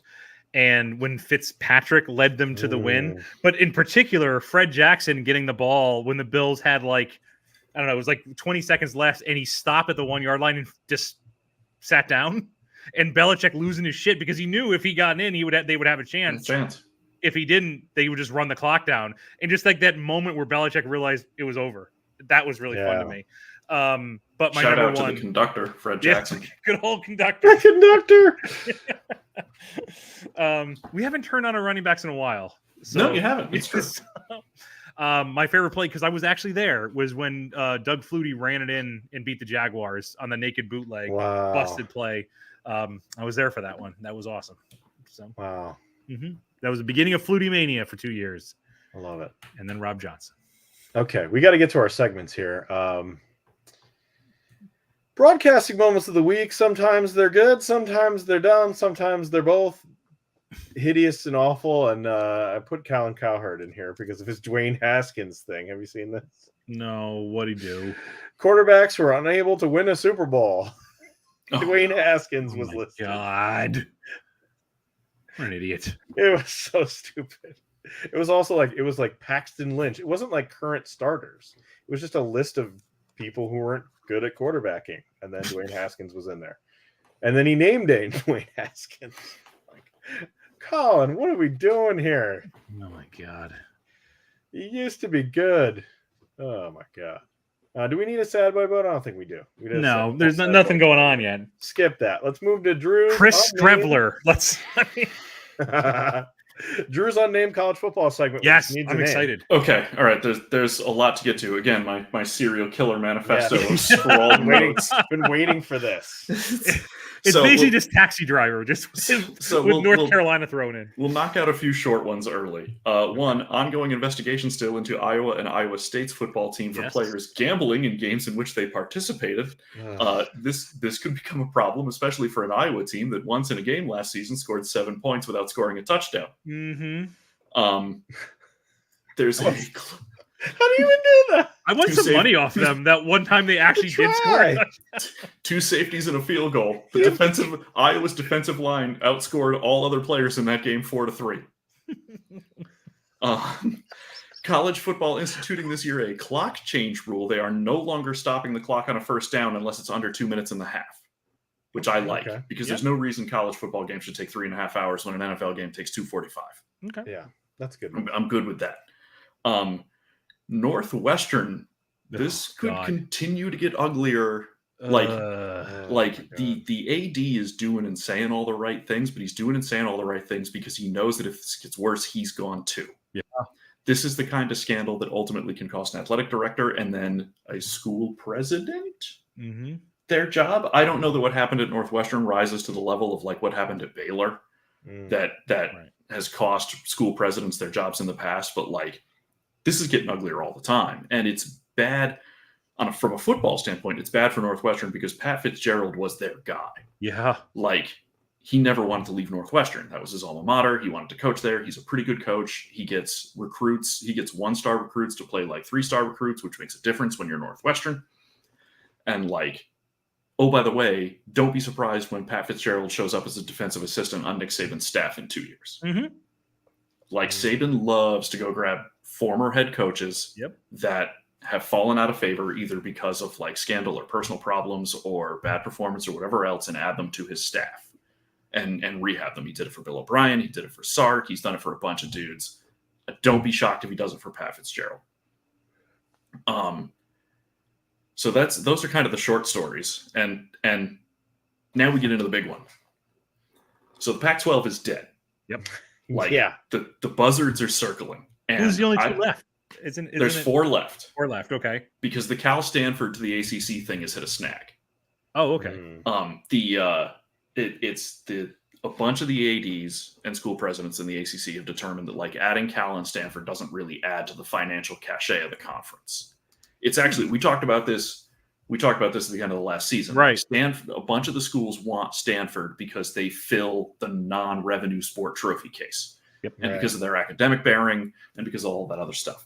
But they don't add financial incentive. And neither does Cal. Cal has a lot of history, but they haven't been financially relevant in a long time from a football or basketball standpoint. Now, part of what's fun in the infighting is apparently one of the athletic directors in the room who really wants Stanford to join the conference because their history with Stanford is Notre Dame. But a bunch of the other ACC officials are like, why should we listen to you when you're independent in football? So shut up, nerd. Yeah, kind of. So Stanford, Cal, Washington State, and their AD came out today and was like, like George Clooney in Oh Brother, Where Art Thou? He's like, we're in a tight spot. And Oregon State, who, as far as I know, still has an unfinished stadium. Yeah. And like, again, not a financial powerhouse. Corvallis, not exactly an easy city to get to. So like these 4 teams are kind of in the lurch. Like I couldn't even tell you where that is. I apologize to anybody who lives there, but I mean, I don't see a way out for them that doesn't involve them just joining the Mountain West and becoming group of 5 teams. Like they're not going to be in a Power 5 conference anymore. So the Pac-12 is dead. I think that what's shocking about the Pac-12 being dead is I don't think anybody thought the first domino to fall was going to be Colorado. Yeah, right. Because as recently as 2 months ago, Colorado was the team nobody wanted because they didn't have a geographic partner. And because they've always, even when they joined the Pac-12, they've always been a Big 12 team at heart. Mm-hmm. So like the move back to the Big 12 is great for them. Because that's the kind of recruits they can get. They can't recruit against Los Angeles or San Francisco or these major markets like Boulder's kind of out in the middle of nowhere. So I don't think anybody thought that Colorado was going to be the first domino to fall, but then immediately the Big 12 leans into it and goes and gets Arizona because it's the interesting thing that the Big 12 has done, depending on who you talk to, is they're actually willing to play up their basketball chops. Okay. They are currently the best basketball conference in the country. Like Kansas and Baylor have both won national championships recently. And like they just picked up Cincinnati, who is a longtime basketball powerhouse. West Virginia was until they fired their coach 3-4 weeks ago. Like they had Bob Huggins. Like they have a ton of basketball chops. So they went ahead and got Arizona, who's also a basketball school. Where this started to accelerate is when, and I'm putting strings together that may not be attached. Where this started to accelerate is when the Pac-12 commissioner came back to the schools because they're in the middle of negotiating their new broadcast rights package.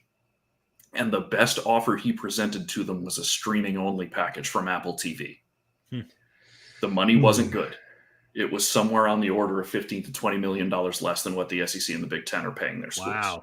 Wow. And you only need look as far as Major League Soccer, who signed an exclusive streaming deal with Apple TV, and rumor has it is already dissatisfied with it because Apple TV hasn't courted the number of subscribers that MLS was promised. Sure. So, like, are streaming-only deals the future of broadcasting? They could be, but the Pac-12 was not interested in taking a less money deal to have less exposure, especially in an expanded playoff system when they already know they're dealing against an expanded Big Ten and an expanded SEC. So all of a sudden, schools like Arizona State and Utah, which historically act very slowly, suddenly pull up stakes along with Arizona and immediately go to the Big 12. So like the rumors of the Big 12's demise, by the way, when they lost Oklahoma and Texas are suddenly greatly exaggerated. Yeah. Like say what you will about the Big 12 and the caliber of schools that they're getting, but like they're going to be there 10 years from now. Right. And I think the conventional wisdom had that we were going to end up with 4 super conferences. I think there's a possibility on the table that we end up with 3. I don't think 4 is a bygone conclusion because Florida State's already making noise. about trying to leave the ACC. Because the ACC has a rights deal with Disney, ESPN, ABC, whatever you call the conglomerate that owns the ACC network, that runs through 2036. Which at the time seemed like a great long-term deal, and now seems like the worst long-term contract since Otto Porter with the Washington Wizards. That has to be put in every episode. And I wrote Otto Porter in my notes. Otto Porter's just looking up right now. I was like, hey, I never did anything to Drew. Hey, you know what Otto Porter is making this year? $6 million. Yeah, right. And by the way, we now live in a timeline, not to go on an NBA tangent, but we live in a timeline now where Jakob Poeltl got $20 million a year from the Raptors, and Russell Westbrook is getting $6 million. Yeah. How does this happen? Oh, anyway, Otto just rolled over and onto his bed of money and fell back asleep, so he wasn't that upset. But anyway, so there was a rumor at one point that the Big 12 was interested in UConn, which I think is an awful idea, both for the conference and for UConn. Must be for basketball, right? I mean, it's for basketball, and frankly, like Jim Mora did a really good job resurrecting UConn from being a crappy FCS program playing FBS football into being a 6 and 7 bowl eligible team. Mm-hmm. Geography notwithstanding, this is an awful idea for both programs because it would be expensive for UConn to travel anywhere, and they are already programs that, for their football anyway, does not like to spend money. And two, because if Jim Mora does that again, he's not going to be at UConn that night. No, absolutely he's going to be gone. Yep. But that seems to have fizzled now that the Big 12 has picked at the corpse of the Pac-12. So does the Big 12 now again, and I'm putting strings together, Jimbo Fisher, part of the reason he left Florida State and took the Texas A&M job is because he had a disagreement with Florida State's athletic director, who had come over from Duke. And that gentleman, I don't know his name, unfortunately, he believes that Florida State can be competitive by splitting their resources into both sports, football and basketball. Jimbo wanted all of the school's resources to go to football. He wanted Florida State to be the preeminent football school in the country. So they had a disagreement. He got out of his contract and went and took the A&M job. And I say all that to say this. If the Big 12 is leaning into being competitive in two sports, does that now appeal to Florida State? Oh, okay. I like that. The problem is Florida State can't do anything yet because they would have to pay an Otto Porter contract worth of penalty to get out of their media rights deal with the ACC early. Stop, Drew. Come on. But in the meantime, there are only, for all the ACCs, football, basketball, this, that, or the other, Duke, North Carolina, I get it. There are only 3 schools in the ACC that matter from a revenue standpoint, which is Florida State, Miami, and Clemson. Yeah. Clemson has been acting like an SEC team for 15 years. They just happen to not play in the SEC. I often forget they are not an SEC team. Right. And so, they're, I'm sure, already being courted by the SEC, who's been surprisingly quiet in the last 2 weeks, but I'm sure they're sitting on the fact that they already know they're getting Texas and Oklahoma next year. Right. But if Florida State goes, that's the domino, because Miami will go. And then Clemson would find their way out with those two gone. Mm-hmm. God bless Syracuse and Virginia Tech and Boston College and North Carolina and Duke. Nobody cares about them. Yeah. North Carolina carries a little bit, but not enough to keep the big money teams in the conference. So not that I'm predicting the ACC is going to collapse, but it could look very different in a few years. And then who do they go out and get? Right. Their best option at that point would be to combine with what's left of the American Conference into sort of one big not power conference. So this gets real ugly. But the reports of the Big 12 death are greatly exaggerated. And it's easy to forget because they got publicly beaten with reeds, but the Big 12 was in the college football national championship game last year. Yeah. And I know that there's a general sense that the Big 10, especially now with Washington and Oregon, who are going to be pro rata members, and that changes the money that everybody gets and blah, blah, blah, and they get less money for the first.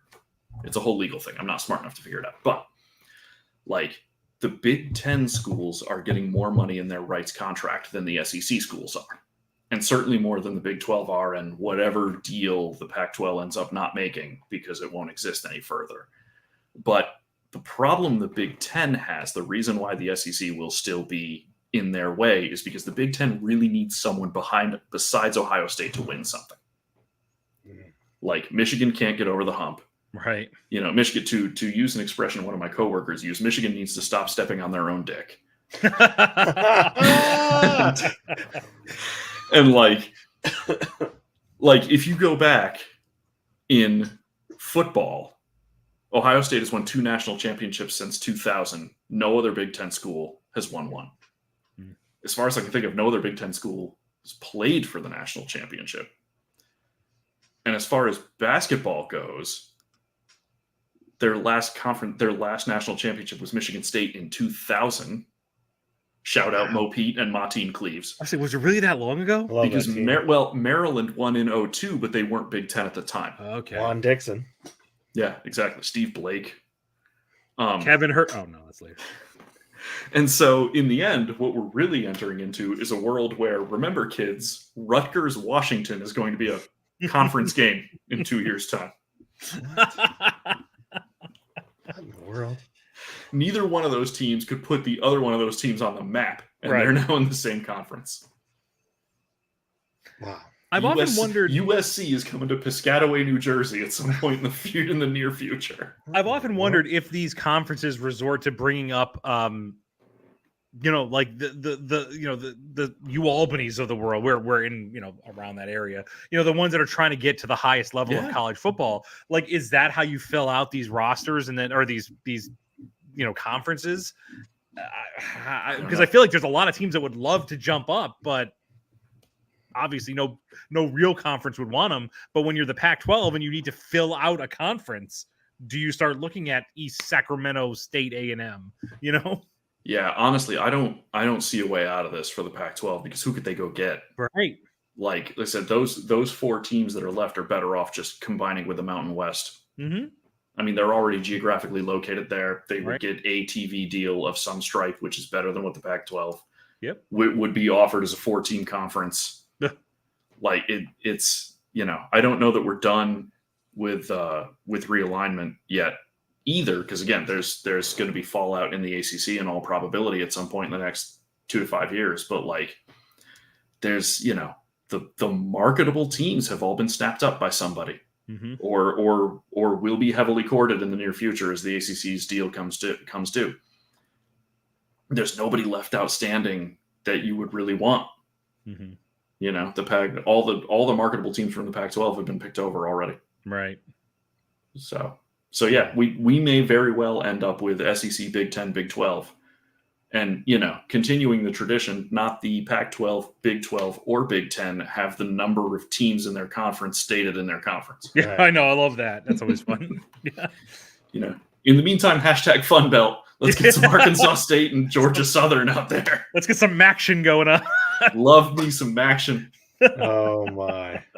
I'll watch Bowling Green and Toledo all day. I like how the MAC is still unchanged. Like, it hasn't been the same teams. None of those conferences are going to move. Right.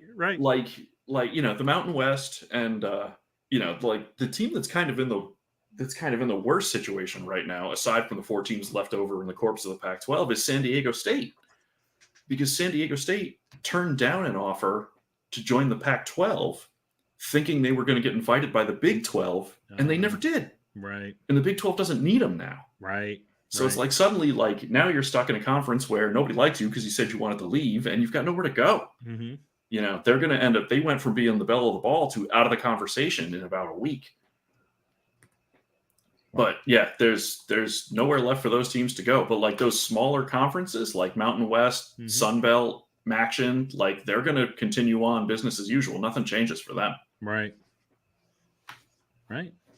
I mean, would they think about? I mean, obviously, we talked about I'm always intrigued by smaller schools coming up to the big leagues and how that occurs, and I'm sure there's always squads that want to do that. That's why you get these teams play the cupcake schedule against Clemson, and they get demolished. But at least they're on TV, right? Well, and that's where you see this is where the Sun Belt has sort of excelled, because the Sun Belt took in Appalachian State when they jumped. And took in Coastal Carolina when they jumped, and took in James Madison when they jumped. Mm-hmm. And all 3 of those teams have been ranked at some point in the last 2 years. Yeah. and they all had like that moment on TV where Yes. they upset somebody or not even upset, like just put on a better performance. And I mean, obviously Appalachian State did it twice, I think, where they really showed out. So like that's a smart business plan. Bring on the newer schools that are, you recognize that as the guy who upset Michigan or something like that, the team that upset Michigan. I think that's fantastic. Yeah, absolutely. So yeah, business will continue as usual. What I would love to see, and what won't happen, is I would love to, whoever's left over in the ACC, I would love to see those schools get back together and reform the old Big East football. Oh yeah, right. But that's a non-starter. That's not happening. Oh my. Okay. Did we get it all? I always love talking about some college football, man. That's I know. awesome. Because it's not something And you're an expert at it, and it's not something I'm totally focused in on, but I love like, oh, okay. There's a lot going on right now, and we didn't even get into Deion Sanders almost losing a foot. Yeah. That's true. Right. He also kind of no-sold it, which was weird. Well, apparently he's already had toes on that foot amputated from the same condition, so he's like, it wouldn't be that much worse to just lose the whole thing, but I don't know. That seems... It's not diabetes, right? It's like a genetic thing? Yeah, it's some kind of vascular condition. Right. What I'm very interested to see. If we talk about like things you're looking forward to in the college football season, I guess this is more like over the next couple of years how he does recruiting, because he doesn't want to just stick at Colorado. He wants to move on to a more prestigious, no offense to Colorado, school. Yeah. So right. I'm curious to see how he does. How was his recruiting class this year? It had to have been pretty strong. No. Really? Half his team transferred out. Wow, no kidding. Just because they didn't want him as a coach? Well, he made it clear to everybody who was on the roster at Colorado, like, things are going to be way different. And here's kind of what the program is going to be. And if you're not into it, there's the door. And like 30 kids on the roster transferred out. No. That's not what I meant. No. Yeah. But on the other hand, like, all of his best players from JSU transferred to Colorado. Oh, okay. So, like, his son's with him, I assume. I'm not totally up to date. Like, don't get me wrong, they're going to be awful regardless of what conference they play in. But yeah, his recruiting class this year is a non-factor. Wow. Like, he got a couple of kids of interest, but his cupboard is bare because half the team left. Right. Interesting. Wow. That's I'm still curious to watch it. I mean, I really am. Oh yeah, it'll be a story. That's when he gave that speech about I'm bringing my Louis Vuitton or something like that. Oh yeah. That's what that was. Right. Okay. Yeah, and of course the gaping open question is, everybody seems to think super conferences will force Notre Dame to join a conference. I don't think it will. Not until somebody stops being willing to pay them independently for their broadcast rights. Yeah. How would they ever join a conference? Because you know what? Like, there's everybody talks about Notre Dame as the independent team, and they are, but there's a bunch of independent teams. Like Army is independent, and like UMass is independent, and New Mexico State is independent. But when it comes down to making like the playoff committee decisions and other competition committee decisions, it's the conference representative, the conference presidents, and Notre Dame's AD. Yeah, and none of the other independent teams get that kind of treatment, and Notre Dame shouldn't either. But they're not going to give that up. Like, they would rather take thrown out round numbers, $30 million a year for their football rights and stay independent than take $38 million a year and have to join a conference. Yeah. And let me say this. I mean, Notre Dame, I'm not a fan. I think they're obviously vastly overrated just because of the attention they get. If I'm flipping channels and there's a Notre Dame game on, I'm stopping. I'm watching that a little bit. Look, right? I got to take a look. And like, I can't say that about a lot of other teams. There's maybe only a handful that I would do that for, but I'm stopping at a Notre Dame game. So like, they're doing it right. Yeah. Even if I want to stop and watch them get beat, that's still stopping. Yeah. Like, they don't care what I'm there for. So yeah. You know who else stops and watches Notre Dame? Otto Porter. Perfect way to end that. Mark, you're up for our first football FUBAR of the year. We had that's several people go in last year. So who are we going? Well, is it a preseason thing? What's the theme? I'm very excited. Well, football FUBAR. We're on the dawn of another NFL season, but did football really end? Because, after the Super Bowl, we got the XFL and we got the USFL. And did you guys watch any of that? Did you guys actually pay attention to any of the minor leagues, spring leagues that popped up? I watched a little XFL. Did you? Yeah. Just a little. But, I mean, with both leagues, like both of them, I think promise that they're coming back next year. I think, well, this is XFL 3.0, their second year, and this is the USFL's third year coming up, right? USFL 2.0 year 3. Right, 2.0 year 3. Very confusing. But didn't they not finish one of those years? It might have been like the original like third year of the USFL didn't work. Yeah. But this is a good opportunity. Let's talk about a team though, or a league that didn't make it. Let's talk about the Alliance of American Football as the next induction into football FUBAR. So the AAF began as the brainchild of Charlie Ebersol, who was the longtime son of Dick Ebersol, NBC executive. Longtime son. I was just going to say longtime son. Yeah, longtime son. He, obviously, Dick Ebersol was partnered with Vince McMahon. Yes. In the original XFL. And Charlie Ebersol was involved in that awesome ESPN documentary, the 30 for 30. Like, what is it? This is the XFL. This was the XFL. So the story is when he was doing this and he was researching it out, he began to realize, he's like, I think there is a market for spring football. And obviously the XFL and the USFL have shown that, yes, there is, apparently. He, after doing this documentary, realized that the reason there's an appetite for it, but the reason the original XFL failed was just they were an incoherent, poorly organized mess with a severe lack of talent, much like the Ultimate Warrior, if we're going to tie it back into wrestling here. Wow. So there you go there. He vowed never to make the same mistake again. So the AAF was officially formed on March 20th, 2018, with Ebersol co-founding the league with longtime NFL executive and Hall of Famer Bill Polian. Bill had a love for, as we remember, old school football, right? Love that. Love Bill. Frank Reich. Loved hating on Lamar Jackson. So he had a lot of stuff that he liked about his career. So, and they promised a couple of things. They promised high quality on the field product. They promised cutting edge presentation and affordable prices across the board. Okay. I wasn't familiar with this last one, but the more I dove into this, the more I realized this needs to be an inclusion. So like 1 out of 3 ain't bad. So before I go into what caused the AAF to fail, let's talk about what they did right. So I'm a big proponent of what they did, which is if you're going to do an expansion or you're going to do a new league, put your teams in cities that don't have NFL teams. That is something I think the XFL and the USFL both kind of failed in. There are a couple teams that aren't in major markets, but there's also a lot of teams in like Washington and Seattle and LA and Houston. The AAF had it in here are the teams. Birmingham, no NFL team.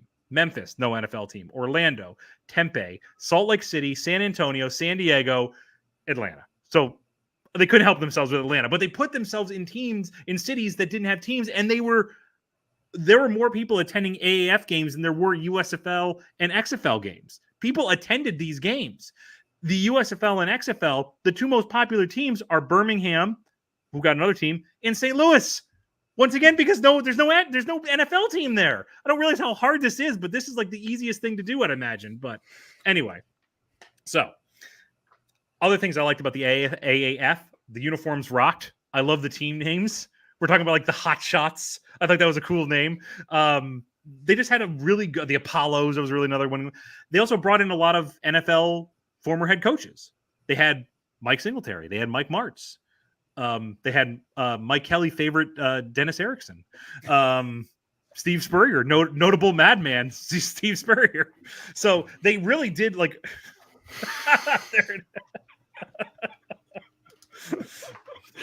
Indeed.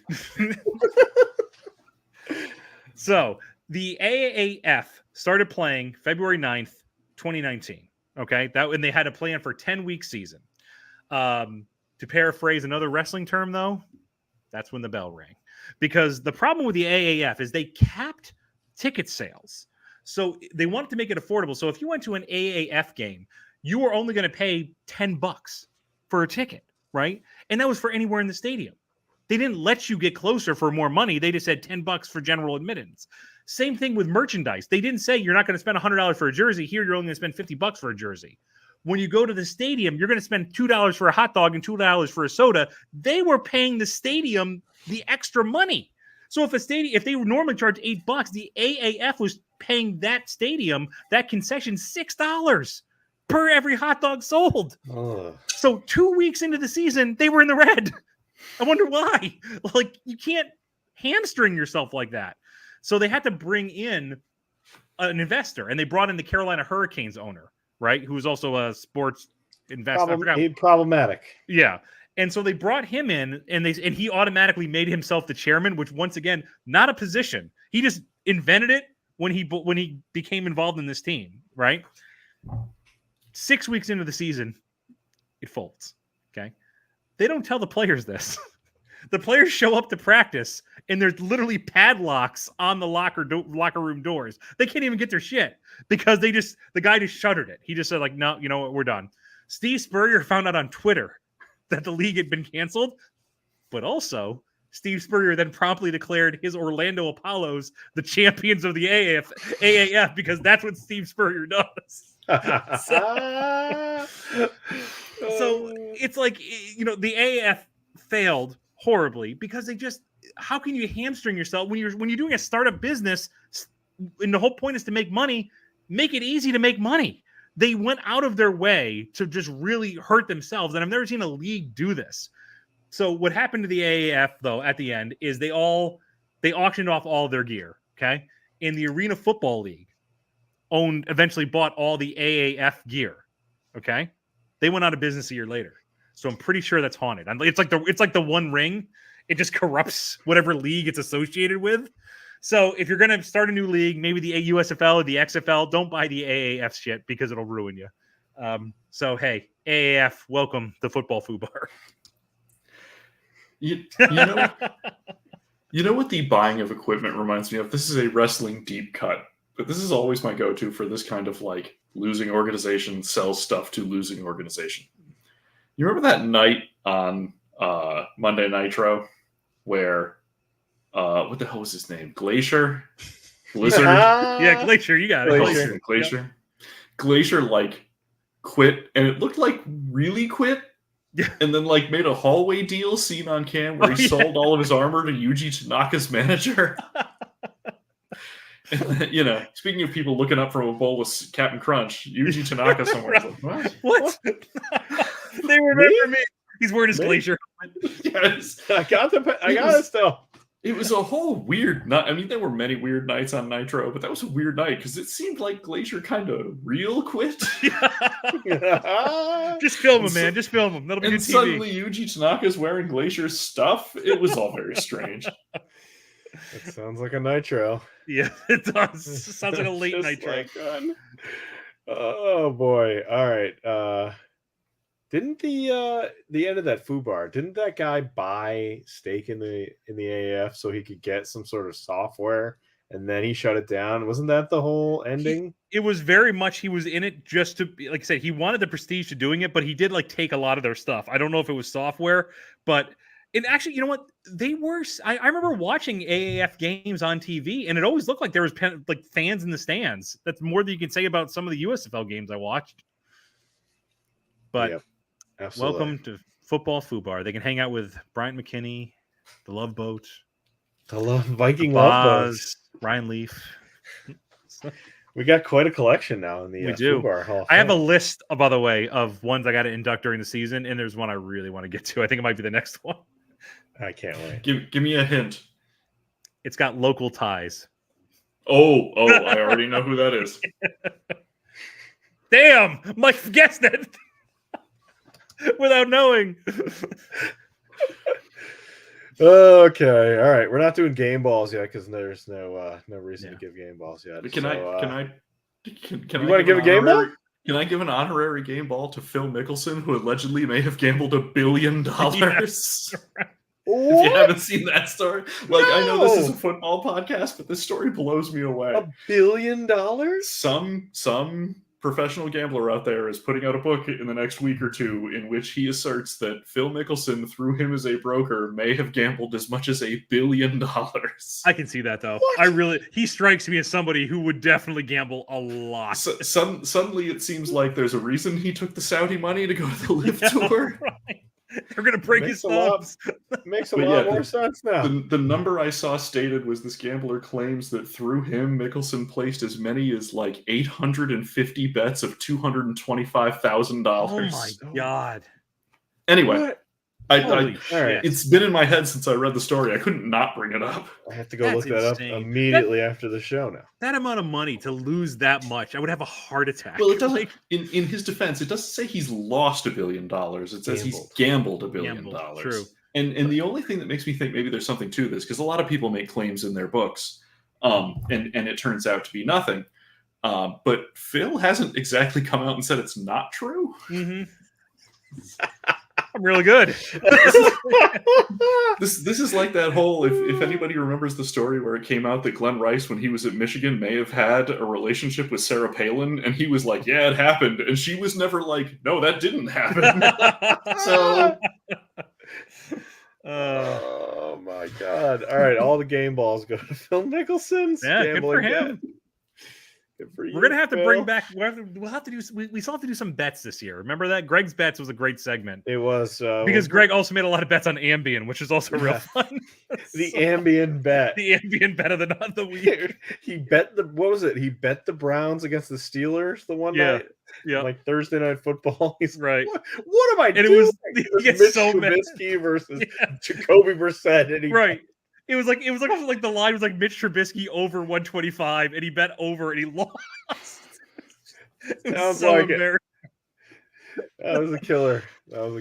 All right. All right. You can find this show wherever you get your podcasts, or you can get it now on Twitch or YouTube, live streamed whenever we go. Yeah. Give you a little heads up. We'll be back. The next show is going to be fantasy football. Is that right? Yes. A fantasy football show. It won't be as long as this, I don't think. But it will in the next week or two. I'm not sure. A couple weeks. Figure it out. Well, we always talk about there's a big difference between good NFL quarterbacks and good fantasy quarterbacks. So I think that'll be a good debate. Yes. And we got a lot of stuff coming up this season. It's going to be really fun. Yeah. Join us. It's going to be great. So we'll see you. Peace out, everybody.